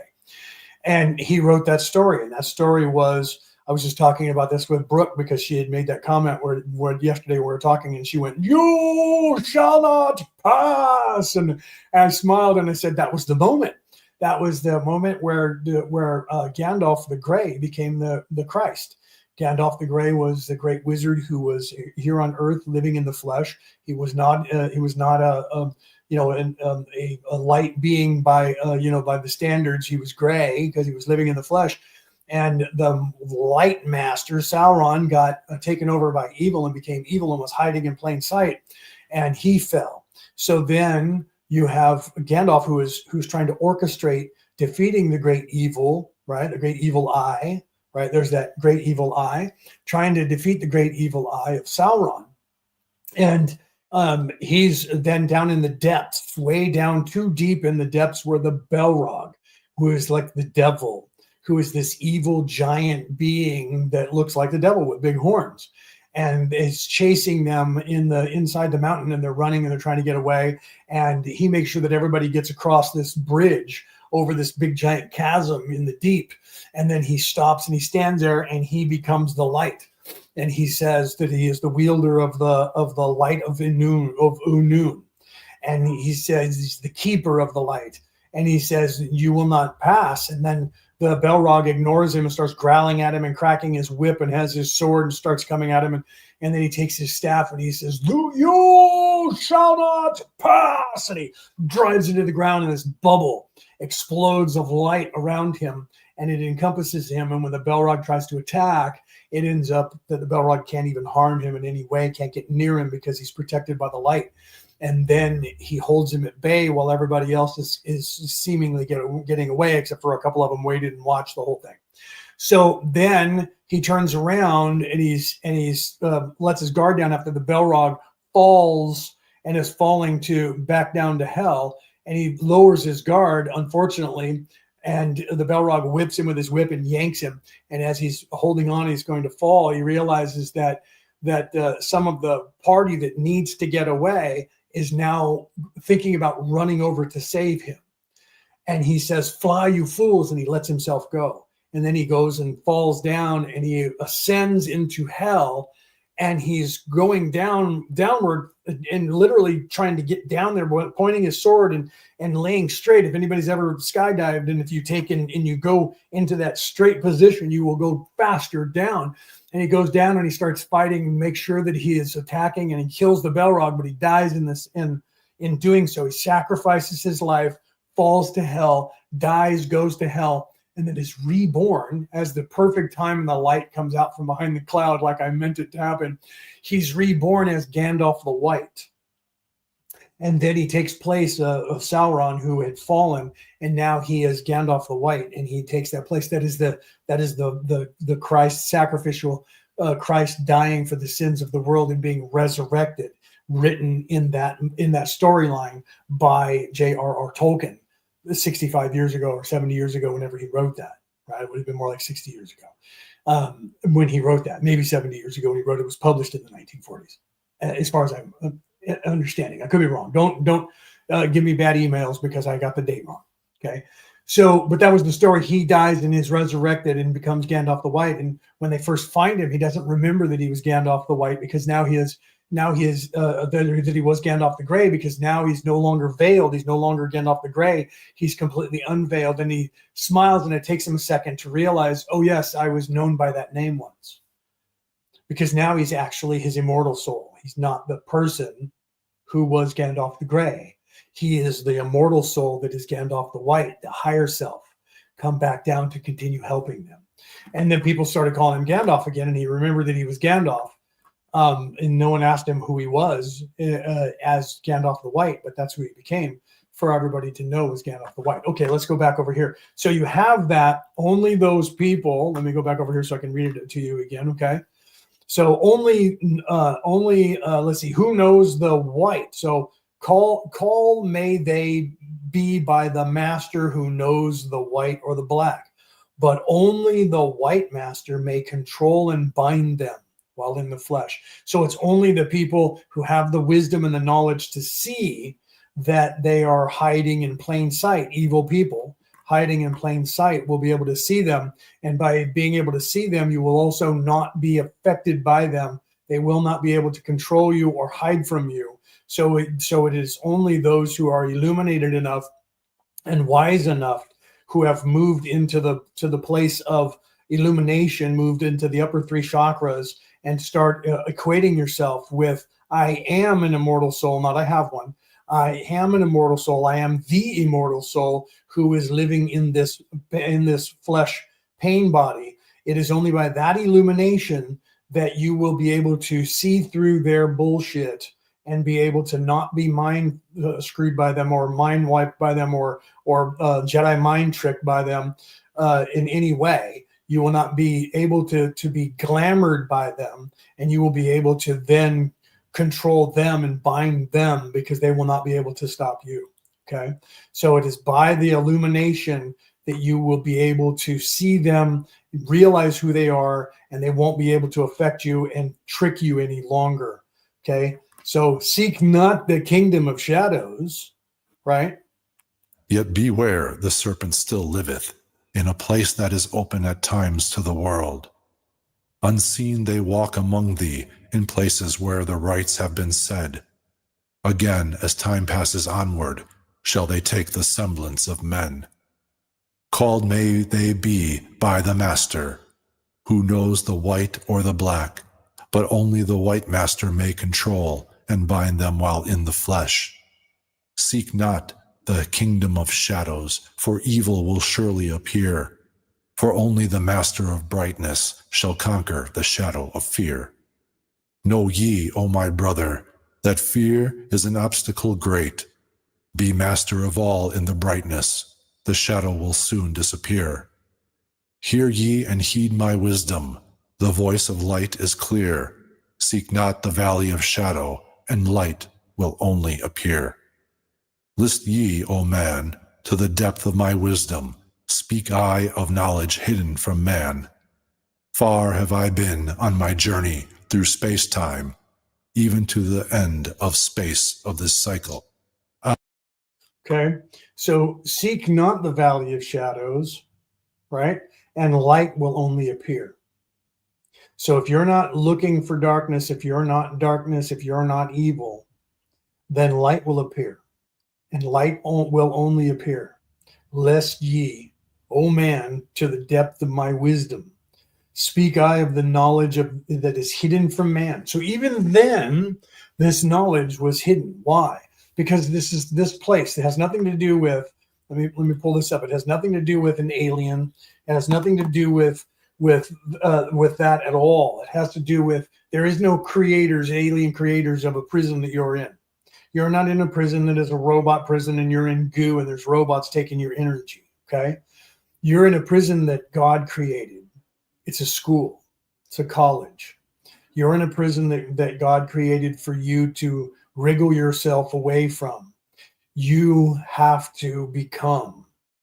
You have to decide. You have to choose that you do not want to be in this place and be stuck in this place. You will come to that realization by hook or by crook, okay? Or by knowledge and wisdom and love.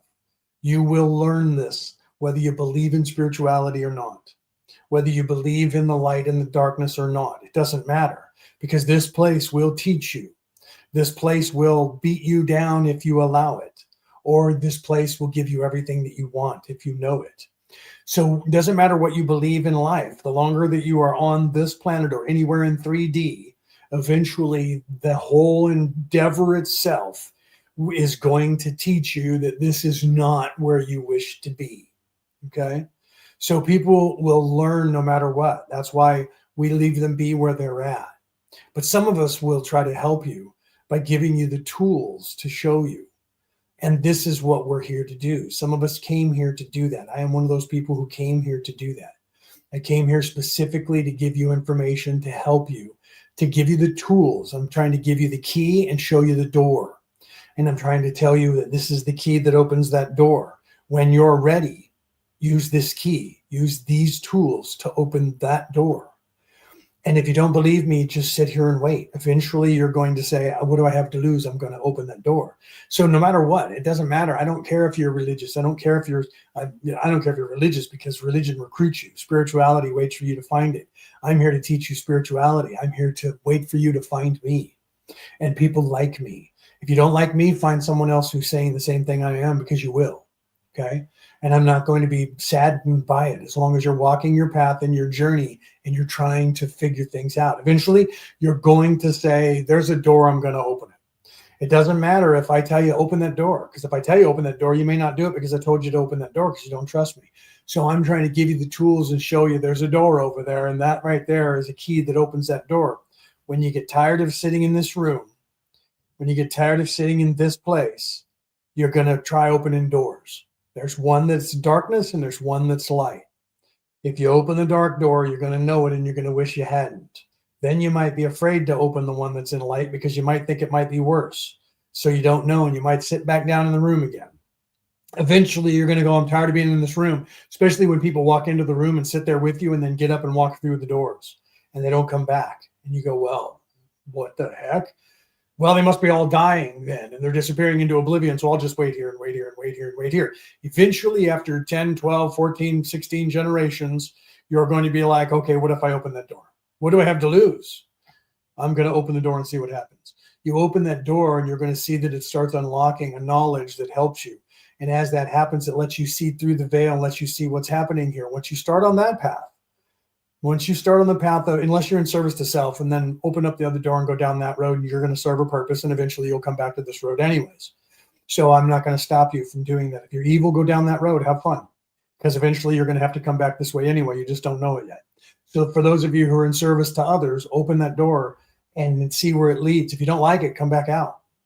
But you open that door and you're going to see where it leads, and it's going to start leading to this veil being cracks, and then eventually start coming through, and you're going to go, what is that? I'm starting to see some things I didn't see before. And eventually that's going to go away, and there's going to be an illumination, and you're going to be seeing things differently. And you're going to all of a sudden realize those people are evil and they're lying. They're trying to be in control. They're trying to keep everybody in this place to be in control. And it's not because I told you so. It's because you learned it on your own. Even if you want to say, when they'll say that to you, well, you're only knowing that because somebody told you that and they convinced you, because that's what they do. Their modus operandi is to tell you that everybody else is doing to you what they're actually doing to you. And then they'll say that about, me or people like me. So you're going to have to figure that out on your own. So I'm just going to give you tools, because I can't convince anybody of anything. I can't make you believe anything. The only thing I can help to do is to get you to start thinking for yourself. And I didn't make up those words. Those words were told thousands of years ago by a man called Socrates. Okay. He said those words. I can't convince anybody of anything. I can't make anybody believe anything. The only thing I can hope to do is to get you to start questioning for yourself and thinking for yourself. Okay, so let's move on. Okay, so where are we here? Let me go back over on full screen and let's move so we can finish this chapter today, right? Okay, so even to the ends of the space of this cycle, I glimpsed the hounds of the barrier, lying in wait for he who would pass them. I glimpsed the hounds of the barrier, lying in wait for he who would pass them, in that space where time exists not. Faintly I sensed the guardians of cycles. Move they only through angles. Okay, so now we have the place where time exists not. That is the spiritual realm. Okay. Faintly I sense the guardians of cycles. Move they only through angles. Free are they not of the curved dimensions. Strange and terrible are the hounds of the barrier. Okay, so let me explain that. Now we're talking about the Kundalini and the Kunda buffer energy. We're talking about masculine and feminine energy. I'll try to do it as soon as possible so we don't end up spending 4 hours on this chapter. We'll only end up doing 3. Okay, but this is important, because now we're talking about moving into the knowledge of the time, that place outside of time, which is not in the physical plane. It's not in third dimensional reality. It is in fact in third density, moving into fourth dimensional reality. Okay.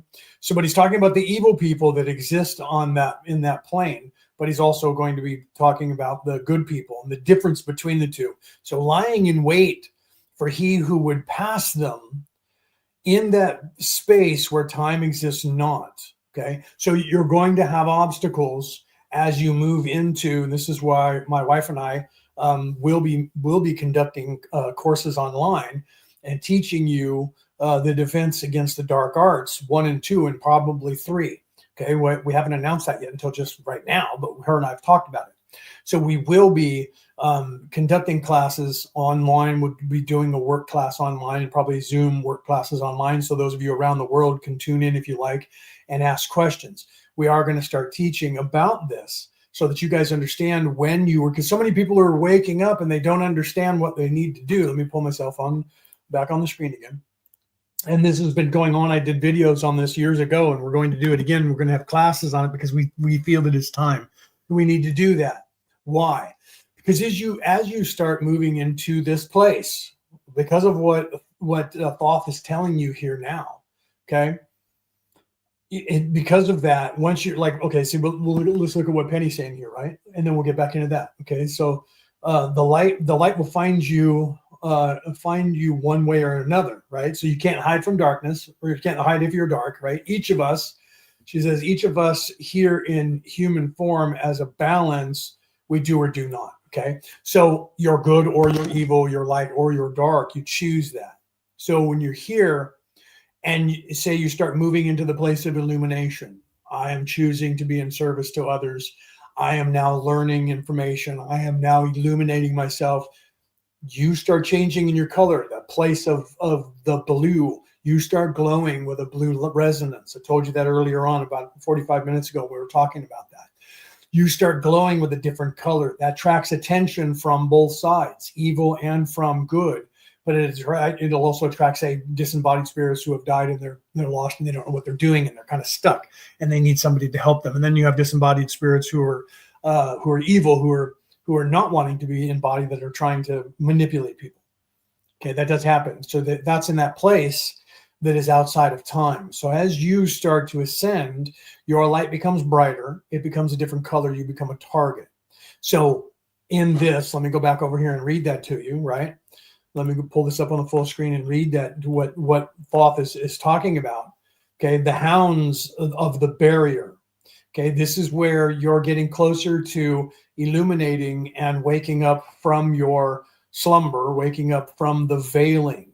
Okay, as you're starting to wake up, lying in wait for he who will pass them, in that space where time exists not. Faintly I sense the guardians of cycles, move they only through angles. Okay, they're moving through angles, not through. People say that guy's crooked, right? That person's crooked. Well, he's crooked because he's moving at angles. Angles, the sharpness is the masculine energy. Okay, so whenever you see movies and they show you, think about this now. Whenever they show you, say, evil, spirits or somebody possessed that is evil, when you're watching a movie, what do they have them do? They have them move really fast and they move in angles to you. They don't move fluidly. They move in angles, sharp angles. They move, and they show you that, and the spirit will move really fast, and it'll go and come right into your face. They move in angles. There's a reason that they put those visuals in these movies, where they move really fast and they move in angles. They don't move softly. They don't move femininely. They don't move lovingly. Okay, so you have literally this being told from thousands of years ago. Okay, so lying in wait for he who would pass them in the space where time exists not. Faintly I sense the guardians of cycles, move they through the angles. Free are they not of the curved dimensions. Okay, so they're not free of the curved dimensions, but they move within angles. The curved dimensions are the feminine angles. That is the spiral. That is the kundalini. That's the kunda buffer energy in the kundalini kunda buffer energy. So now you have the goddess spiral that you see all over the world. That is on cave drawings and everywhere else. And if you see the Wiccan goddess that shows her belly and the spiral is in the center, that is the goddess. That is the love. That is the wisdom. That is the feminine energy of the universe. The masculine energy of the universe is the rigid, hot, angry war angles. Okay, he's crooked. What angle? What's his angle? These are sayings that we have in all cultures that are actually saying these things, and they go back for thousands and thousands, tens of thousands of years, and we say them now not realizing, but we realize the concept. What's that guy's angle? Why is it? Because he's coming at you in angles. He's evil. You're sensing that about him or her, and you're going, what's their angle? Their angle. They're coming at you in angles. They're not coming at you smoothly. They're coming at you from an angle. What is the angle? Evil. Do you see? It's in our language where we're already saying it. You already know it. You just don't realize to what degree that person is. That person's coming at me in angles. They're crooked. They're not upright. They're crooked. They're coming at me in angles. What angle are they coming at? That's evil. And this is the truth of how they come at you. So you already sense it. You already know it. It's in your culture. No matter where you are in the world, you still talk like this because we all do. Why? Because this is a knowledge that has come from old. And it's a wisdom that has come from old that is in our vernacular, in our everyday conversation, in the way we speak. We just don't realize and equate it with that of being evil. But it's true. You know that it is. Think about that. Free are they not from the curved dimensions. Strange and terrible are the hounds of the barrier. Those are the negative energies that will push back against you, that are drawn to you once you start moving towards the light, that are trying to keep you from unveiling. And they will then come after you and try to do everything they can do to make your life hell, to keep you in the physical plane, to keep you away from that, to distract you away from your illumination, to keep you in there dwelling in the place outside of time. So these beings are now guardians to stop you, set up by evil people to keep you from illumination, to keep you from learning and awakening your soul. So you have these powers that are there. Why? Because the Creator created it that way, so that you have to navigate through it. You have to be serious. And only those who are in service to others can navigate this space. Think not to escape by entering your body. Do you see? So follow the consciousness to the limits of space. Think not to escape by entering your body, because that is the fastest way to go back into third dimensional reality. So if you try to go back to the place of what you recognize and feel safe, I just need to go back into the flesh. That's what they want you to do. They want you to go back and live in the flesh pain body, live here and to be distracted by here. So that's the one thing that happens over and over. So literally, think about this. If this was written in 1929, it's freaking revolutionary. If this was written at any time before 1929, this is incredible knowledge. It's not really. It's knowledge that has been around, that people have been talking about forever, because it's the secret to this place. The first step of avoiding a trap is knowing of its existence. Okay? Think not to escape by going back into your body. For following they fast, right? So for follow they fast the soul through angles. Only the cycle will give ye protection. Okay, so only the circle will give you protection. What is the circle? Again, I say, and I've talked about this many times. First of all, it's you turtling, right? There's that by creating a circle that they cannot penetrate. I tell people, and I ask people this all the time, you ever dream of a place where you go where magic exists, and you're there with people that you recognize, even though you may not recognize them physically in this life. And sometimes you see somebody and you do, and you go, I think that was the person that was with me in that dream. And you're in that dream, and in that place, you're standing in a bubble surrounded by light, like Gandalf when he drove the staff in and he said, you shall not pass. And he was in a bubble of light. And they're standing there and they're greeting the hordes, the multitudes, as they're coming at them with the love and the light of the infinite creator. And the one person stands and everybody else is giving support. And the one person stands, and all of the hordes and the multitude try to crash down like an ocean, like a sea upon that one person. And they're stifled by the light. And they just sit there trying to get to them and can't get to them. And eventually they all retreat because they lose their power, and that one person collapses. But the bubble doesn't.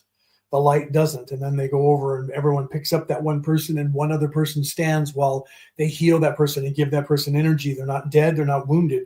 They just have no energy. And then they give them back energy and charge them again. And that person stands, and the one person stands up front again. And the hordes back off until they can recharge, and they try it again. When I say that, people say, I've had that dream. I tell them that's because that dream is real and it really happened and you were really there. Okay? So that is that place that you're moving into, that you're starting your illumination, and they try to surround you with darkness and chase you back, distract you back into this place. Everything is a distraction to keep you in this physical body, to not become, I am the immortal soul.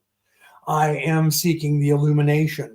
They try to keep you in your physical body by distracting you with everything, and TikTok and all of the swipe on the internet, and everything else is keeping you occupied 24 hours a day watching whatever it is that you like to do. They have it for you. Movies, entertainment, songs, radios, dancing. It doesn't matter what it is, sports of any kind, everything to distract you, to keep you in the physical plane. That is what is happening. Is keeping you in that physical body, keeping you here. When you start to move to the illumination, they do everything to keep you back here again. Distract you away from it. I'm not going to be able to do Bible studies today. I have to do this and I have to do that. And you, instead of sacrificing something and saying, okay, I don't have to sit on my butt and watch Wapner today or whatever television program, I can actually study. They want you to choose not to study. They want you to choose to do brainless things. I just want to do brainless things because I've been in the world all day. So now I just want to do brainless things. And what are the brainless things that you do? They're being in the world all day, just watching other people do it. Physical. Why do you think they call it programming? Okay. Same thing on the internet. What are you doing when you're flipping? You're watching other people living in the flesh and filming themselves, and you're laughing about it, or you're learning about that. And it's all about physical, all about nothing but living in this place, keeping you away from the illumination and the lighting of your own soul, and the remembering that I am the immortal soul, and the wisdom that you gain from doing that. They're keeping you here on purpose.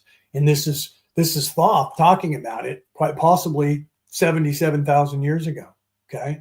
So the hounds of hell There's that term, right? The hounds of hell coming after you. He doesn't say the hounds of hell, but he says the hounds of the barrier. Is that the gates to hell, the hounds of hell? Think about that, right? Free are they not of the curved dimensions. Strange and terrible are the hounds of the barrier. Follow they consciousness to the limits of space. Follow thy consciousness to the limits of space. Think not to escape by entering the body, or follow follow they fast the soul through angles. Okay, so if you allow them, they'll chase you like a dog herding cattle or herding sheep, and they'll chase you through angles back to your body, so that you don't use your body and your wisdom to find the illumination. Only the circle will give ye protection. So you have to engulf yourself with protection of reflection and protection. My wife and I will teach you that. We'll be advertising at some point when we're going to start teaching that class, that course. Okay, we are going to be teaching that defense against the dark arts, to teach you people out there who are starting on the path of illumination how to defend yourself so that you can continue on the path and not get chased back into your body. Okay, so save from the claws, right? So only the circle will give you protection and save from the claws of the dwellers in angles. Okay. Free are they not of the curved dimensions. Strange and terrible are the hounds of the barrier. Follow they consciousness to the limits of space. Think not to escape by entering your body, for follow they fast the soul through angles. Only the circle will give ye protection, save from the claws of the dwellers in angles. Once in a time past, I approached the great barrier and saw on the shores where time exists not the formless forms of the hounds of the barrier. I, hiding in the midst beyond time, I found them, and they, scenting me afar off, raised themselves and gave the great bell cry that could be heard from cycle to cycle and moved through space toward my soul. Fled I then fast before them, back from time's unthinkable end, but ever after me pursued they, moving in strange angles not known to man. I, on the gray shores of time-space's end, found I the hounds of the barrier, ravening for the soul who attempts the beyond. Fled I, through circles back to my body, fled, and fast after me they followed. I, after me the devourers followed, seeking through angles to devour my soul.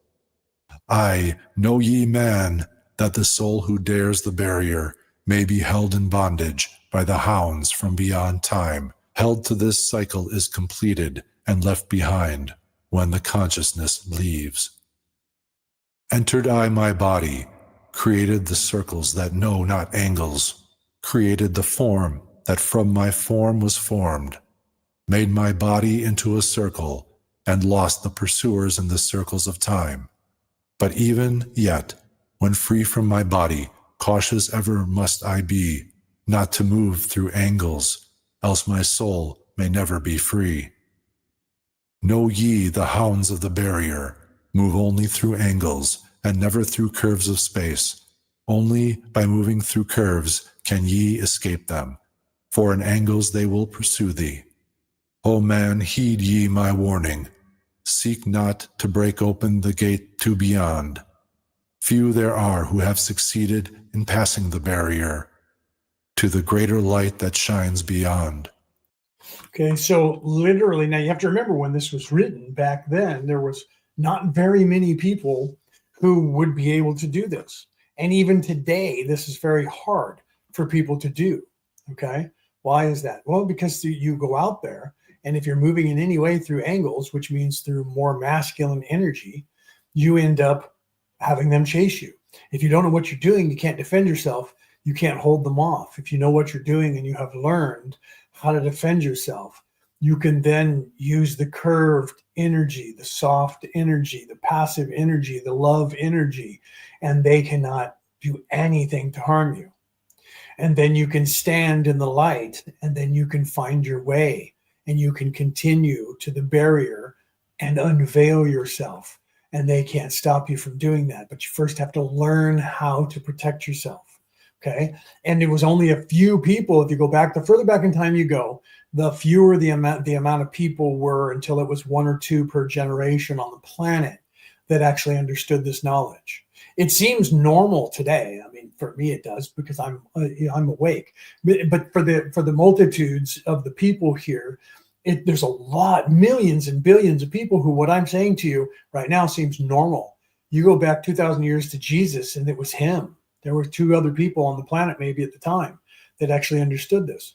He was trying to get his 12 apostles and then the other followers that they don't tell you about in the Bible, because there was more than just 12 men that were following him. There were also 7 women, and there was a few other men that they don't tell you about, okay, that were directly in the group that was following Jesus. He was illuminating them, and they didn't truly become illuminated 100% and lose their veil until after Jesus was gone. And then they realized that, but he was piercing the veil with them before he left. So he had to bring them to that place, and then they were trying to bring the people to that place after that. Okay. So when you go back in time to before that, the time 634 BCE, say, in that area, that time period, the Buddha and Lao Tzu existed in China at the same time. They were probably the only 2 men in that entire area of the world that actually understood that knowledge. So the further back in time you go, there were onesie twosies for thousands of years. Now in this time, that is the time of the end of the reign of the devil. The devil shall reign on the earth for a time. That time's over. That time has ended. And now we're in the echoes of that time, where evil people still think they're in charge, and they're trying to keep everything the status quo. Okay, we're in that time where there are more people illuminated on this earth than ever before, or total, between now and the beginning of time. Illuminated and awake enough to see what's going on. And the people that are powers that should not be, they're trying to convince you and chase you back into your body. So what you have happening now in a collective consciousness way on the earth is, collectively, the earth population is moving into that place of being chased by the devil, by the hounds of hell. We are being chased by the hounds of hell daily on this earth, trying to chase us back in our bodies.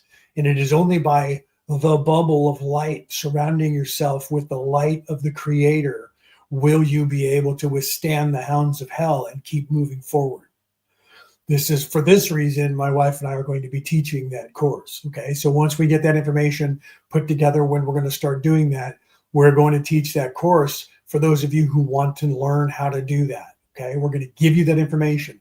We talk about it all the time, but we're going to give you that information, and you'll be able to then take that information and realize that you have the ability and the power. We're going to help you with that and make sure that you have the confidence by teaching you this information and what you need to know. So on a daily basis, we're being chased by the hounds of hell back into our physical body so that we stay in this physical plane. Okay, we have to become diligent, and we have to understand the first step in avoiding a trap is knowing of its existence. You have to know that they're chasing you back into your body. As soon as you step out of your body, they're going boom, and you run back into your body because it's safe. You're going to put the covers up over your head, and they go, ha ha ha, got them, because you're right back in the physical plane. You're right back living in the matrix. Okay, let me put this up in full screen, and we'll continue here. Okay, so literally, list, old man, right? Listen, old man, and heed ye my warning. Seek ye to move not in the angles but curves. And if while free from the body thou art the sound like, or thou hearest the sound like the baying of hounds, ring clear and bell-like through thy being, flee back to thy body through cycles, penetrate not the mists, the mind's mist before, right? When thou hath entered the form thou hast dwelt in. For know ye, ever the dwellers, seek such souls to hold in their thrall. Listen, O man, and heed ye my warning. Seek ye to move not in angles but curves.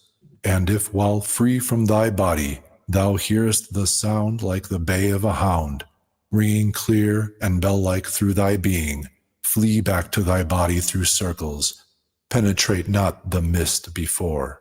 When thou hast entered the form thou hast dwelt in, use thou the cross and the circle combined. Open thy mouth, and use thou thy voice. Utter the word, and thou shalt be free. Only the one who of light has the fullest. All right, hold on. I'm gonna get to that, to the cross with the circle. Everyone thinks that means just the Ankh, right? But it doesn't. I'll get into that. Let me go ahead and finish this out, so we can finish this this chapter, right? Can hope to pass by the guards of the way, and or maybe I should do it from right here, and then I'll get the last part, right? Okay, so the cross with the circle in the Egyptian pantheon was the Ankh, right? And if you know anything about that in mathematics, that I'll delve just a little bit into that, because it's physics.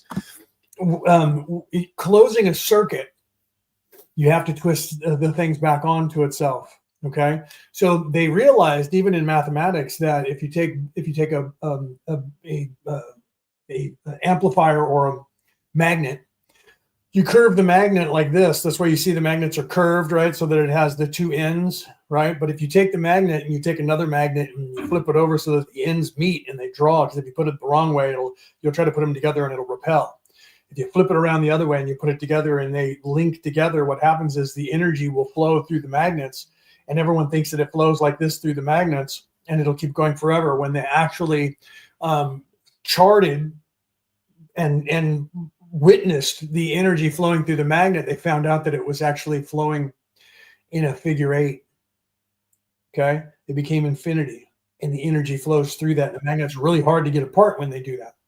So they realized that when they looked at the Ankh, after they started looking at the closed circuits of things in the electromagnetic waveforms, they started realizing that the Ankh, when they saw it in Egyptian writing, they saw the Ankh, that's the cross with the circle at the top, which is also the Celtic cross, weirdly, right?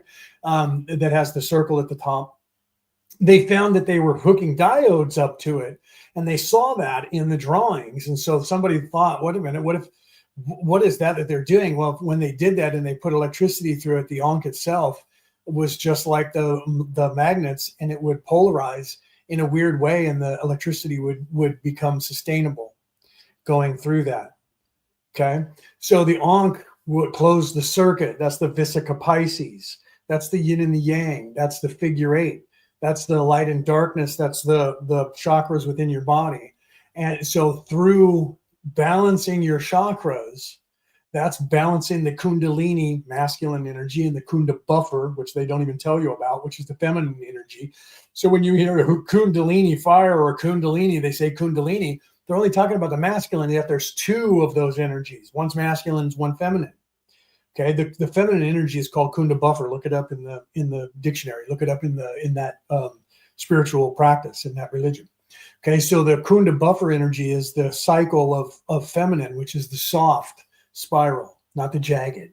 Okay, so when you balance your body, you balance your chakras, you balance that energy, and you're drawing on the energy of the universe. When you're balanced and you're illuminating through love, the heart chakra, to the third eye chakra, wisdom, and moving into the I am the immortal soul, when you stay upright and balanced, not crooked or jagged, not coming at angles, but upright, honest, in service to others, you balance, and that closes the circuit and becomes the yin and the yang, the Vesica Pisces. That becomes the figure eight, that becomes the perfection, that becomes the all. So you move into that plane of I am, and then you move into the all, and then you have the ability to then protect yourself. Okay, so you see Thoth saying that. Let me move here and then we'll finish this, right? So you see Thoth saying that only by moving into the cross with the circle, okay, only the one who of the light has the fullest can hope to pass by the guards of the way, and then must he move through the strange curves and angles that are formed in direction not known to man.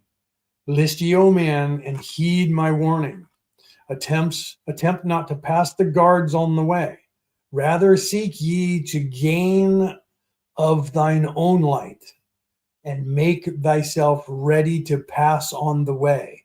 Light is thine ultimate end, O brother. Seek and find ever the light on the way. Then must he move through strange curves and angles that are formed in direction not known to man. List ye, O man, and heed ye my warning. Attempt not to pass the guards on the way.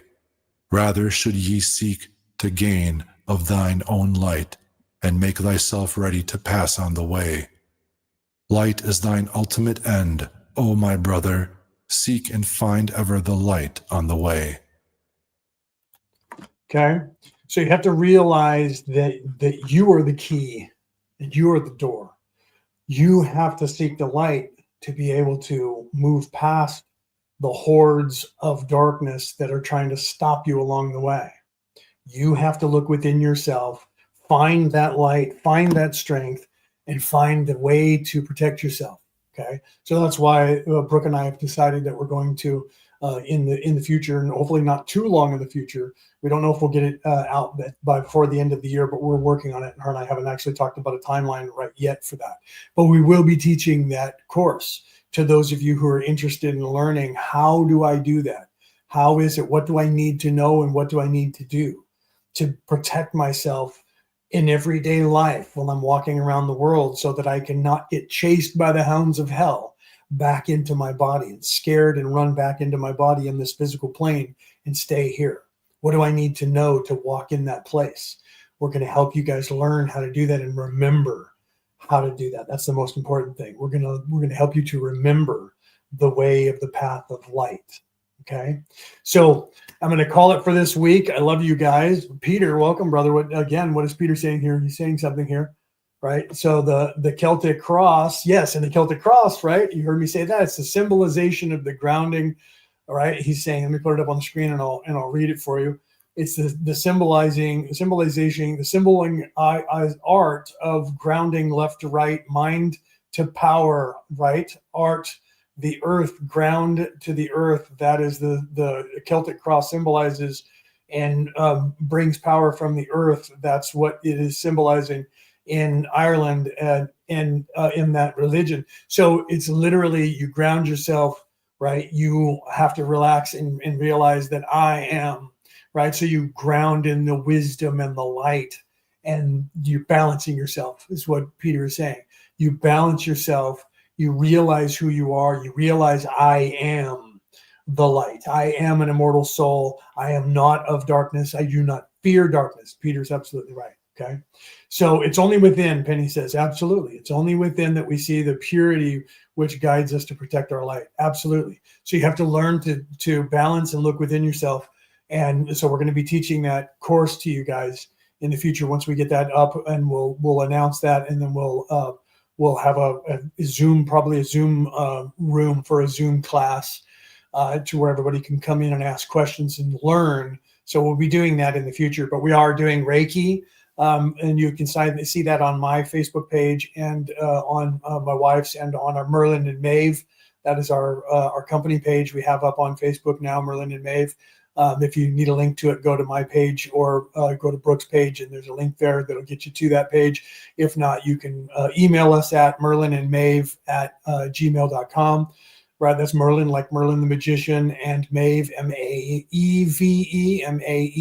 Merlin, and the word and, Merlin and Maeve @gmail.com. You can email us and we'll give you the link to that. If you're not on Facebook, then we don't have all the other stuff up yet, but we will be having the other places around the internet up soon. We can get you guys to the Zoom if you're interested. We can give you the information when we're going to have the class. We can email it to you, and we can also email you the Zoom key that'll get you into the class at the time. So you can look for us on YouTube. I will be advertising it. So my wife will be advertising this stuff on all the platforms. You just have to find us on the other platforms. You can find me on all of them by my name, and Brooke is on all of them, I think, as well, under her name. So you just got to look up my wife or myself, and we'll give you the links, or like I said, email us, and then we'll give you the links and the times for that. But we're doing Reiki. We're going to do in-person Reiki classes. So if you're in New South Wales, we already have Reiki 1 set up for the class. That advertisement you saw that was up on the screen earlier. You can find that on all over every platform under my name right now. I have the advertisements. So if you're in New South Wales and you want to do a Reiki 1 attunement, we have a class that's coming up. We have limited spaces left. I think we have 4 spaces left in that class for one. Then we're also going to do distance Reiki 1 attunements. So we will be doing that online attunements. For those of you who want to do that, we'll be doing the class for that online. So if you're not in New South Wales, if you're not in Australia and you're somewhere else in the world and you want to get a Reiki 1 class and get the attunement, my wife and I are going to be doing that. And I don't know if we have the date set up for that yet or not. But here's the for those of you who can see, they're not on the MP3 file. Here's the link for Merlin and Maeve. Thank you, Brooke. My wife just jumped on Merlin and Maeve and punched in the you guys can copy and paste that link or type that into your browser. And that'll take you to Merlin and Maeve on Facebook, where all this information and the class information is there. So you can click on the class, join the class, contact us if you want to do the in-person class, or if you want to do the online course. We're going to do a Reiki 1 and 2 attunement online class. And we're also going to be doing in-person Reiki 1 and then a Reiki 2 later on. I think we're going to do Reiki 1 twice and then do a Reiki 2 twice. I'm not sure. Brooke and I are kind of toying with it. We're trying to jump over so that we can keep the people who are Reiki 1 who want to get the Reiki 2 in person and then the same thing. So I think we're going to all, Reiki 1, Reiki 1, Reiki 1, 2, Reiki 2, online, offline, in the classes. But between now and January, we will be doing Reiki 1 and Reiki 2 for people. And then we will be planning for March, April, or May of next year doing the Reiki 3, the master for people. We'll be doing that in person and a Zoom call for people that are around the world that want to have that done as well. So contact us for the cost on those, the dates on those. And we also have a payment plan for those that if you guys can't pay it all up front, we do allow you to make payments on those as long as we have the payment in full 2 weeks before the course begins. Okay, so contact us for that information if you want to get a Reiki attunement. If you want to get Reiki, just a Reiki healing sessions and things like that, also contact us for that. We're doing in-person Reiki and distance. I don't know if we have our prices up on our site yet, but go to Merlin and Maeve. You can still contact us from there and book us to do Reiki, and the price points and everything are up there as well on that site. All right, guys, I love you guys. Right, message us on the page, and we can. This is my wife's putting this out. I put this up on the screen. We can organize a personal course for you to get your level 3. So if you want to do the level 3, then we can do that individually. Right? All prices are on our page. Thank you, baby. All prices are on our page. So if you don't like Facebook, you'll have to look. We have some of them up on other platforms. You'll have to email us, and then we can email you the prices. But if you have access to Facebook, all of our prices are up on our Facebook page and our contact information, so you guys can book us for any and all of those that you wish to book us for. Okay. And Penny said she wants her master. Is that what you just said? Yes, I didn't see that. Thank you for pointing that out. I'm sorry, Penny, that I didn't see that. I was too busy talking. Just need the master. So if you want the master, Penny, contact us, and we can do that. We can set up a time for you to do that, right? At your convenience, let us know, and we can do the Reiki 3 master attunement, and then we can mail you out your credentials, so that you'll be a Reiki master and you'll have all the information that you need and the resources to do your own attunements and to be able to attune people around the world. So contact us, Penny, if you're interested in that. We can help you out with that, okay? And we can do that for you. All right, guys, I love you guys. I'm going to call it for the week. I will see you guys either next week in the week. And we have an event. What day was the event, baby? It's coming up. I think it's next week. It's not this week. I think it's next week, or no, it's in November. It's like the first week of November. So again, if you guys want to, if you're in the New South Wales area, you guys can come and see us. We're going to be in person. We're going to be at the same place up in, it's in Gosford. Please, Brooke, if you're on there, throw that up. 2nd of November is when that's going to be. And we're going to be at the fair again, at the Mystic Moon Fair here in New South Wales. From 12 to 7 p.m. on that date. So if you guys want to get Reiki healed, or you want a book signing from me, or you want to watch me channel live and ask questions in the audience, I will be channeling live there on that date. I don't know the time of that yet. They usually set up that schedule closer to the date of the actual show when they know who's going to be on stage at what time to do that. But I will be there again, and hopefully we will be going live from there again, so you guys can watch me live once again, channeling from there live, answering questions. So that'll be kind of cool. November 2nd, here's the information. Thank you, baby. I love you.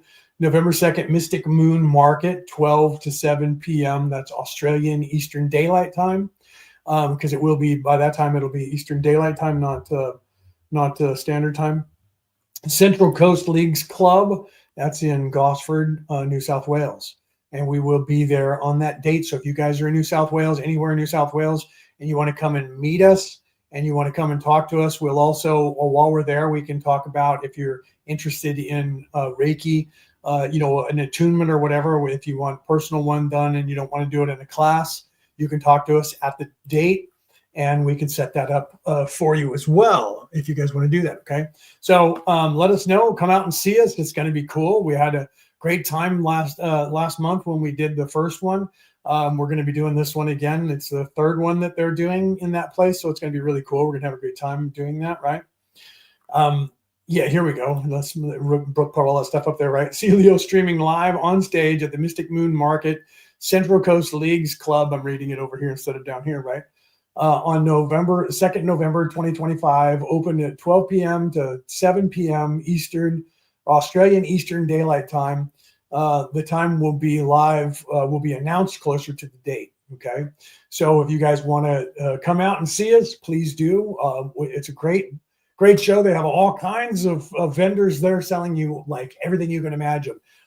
We ended up breaking even last time because we bought a bunch of stuff. So we didn't lose any money, but we gained a bunch of stuff that we came home with. We were working and we were buying products from everybody else. So that was hilarious, right? We laughed. We came home and we broke even, and we got all this cool stuff that we bought, right? So we made money and turned it right back into everybody else and had a blast doing it, right? So yeah, so we can book you in distance healing if you want. Talking to Penny, I believe, right? Right now I'm healing from a problem, right? So yeah, if we can book you into do distance healing, get you back into form, and then get you up to par when you're ready, and you want your Reiki 3 attunement, then let us know, and you'll have two masters working on you instead of just having one. You'll have both Brooke and I working on you and attuning you for your master. So trust me, when you get attuned by more than one master for your master, it's freaking insane cool. Yeah, I had that happen when I had my master. I got attuned by like 6 of them at one time, and it was insanely cool. It was insanely cool. All right, guys, I love you guys. I will see you guys either in one of the chats, or I'll see you guys on. I'm going to go back live again next week, a couple of days during the week. I'm playing with the times on those because I'm trying to incorporate different people in different places in the world. So look for me on Tuesday, Wednesday. I'll try to figure out what day I'm going to do it and put it in the events calendar so you guys know that. Otherwise, I'll see you guys back here on Friday or Saturday, depending on where in the world you are, to do the Thoth the Atlantean, and we'll get into a session, or the chapter 9 of Thoth the Atlantean. Okay. All right, guys. I love you guys. I'll see you guys somewhere, and we'll give you more information. You can check us out, Merlin and Maeve, on Facebook. We're getting our website up right now. If you go there, it says it's under construction, and we're working on it, coming soon.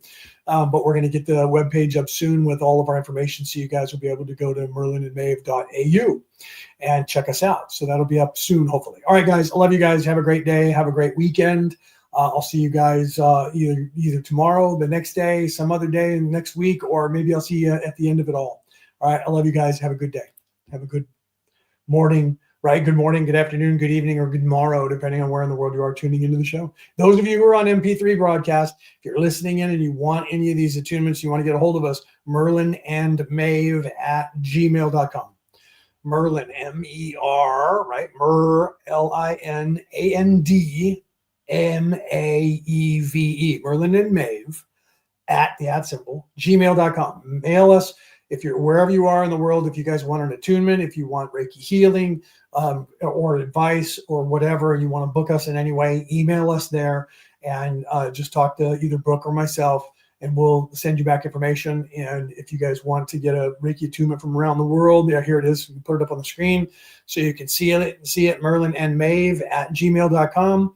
For those of you, I'll leave it up for a few seconds here so you guys can take a look at it. So you guys contact us through that email address for right now until we get the website up, and then you can contact us through the website, but it'll also probably be through the email or a messenger, or you can go to, or via our socials, right? Our social platforms, because we're all over the place. I'm on YouTube, Facebook, Instagram, X, TikTok. You'll find my name, Leonard O'Neill. You'll find my picture there, so you know that it's me, right? You'll find that I post stuff every single day. Brooke is also on there. You'll see pictures of Brooke, and most of the time we have pictures of her and I together, or the Merlin and Maeve picture that you saw that was up on the screen. If you're looking on the screen right now, that's our logo that is up on the screen right there. It's me and Brooke, Merlin and Maeve. You'll see us up there. So look for us. Either send us the email. Oops, I turned it on, turned it off. Either send us an email or look for us on the social media. You'll find us everywhere. And if you're, like I said, if you're not on any social media, but you're hearing me on a podcast somewhere, MP3 file, merlinandmaeve@gmail.com. So you can book us to do whatever you need us to do. All right, guys. I love you guys. Have a great day. Have a great evening. Have a great night.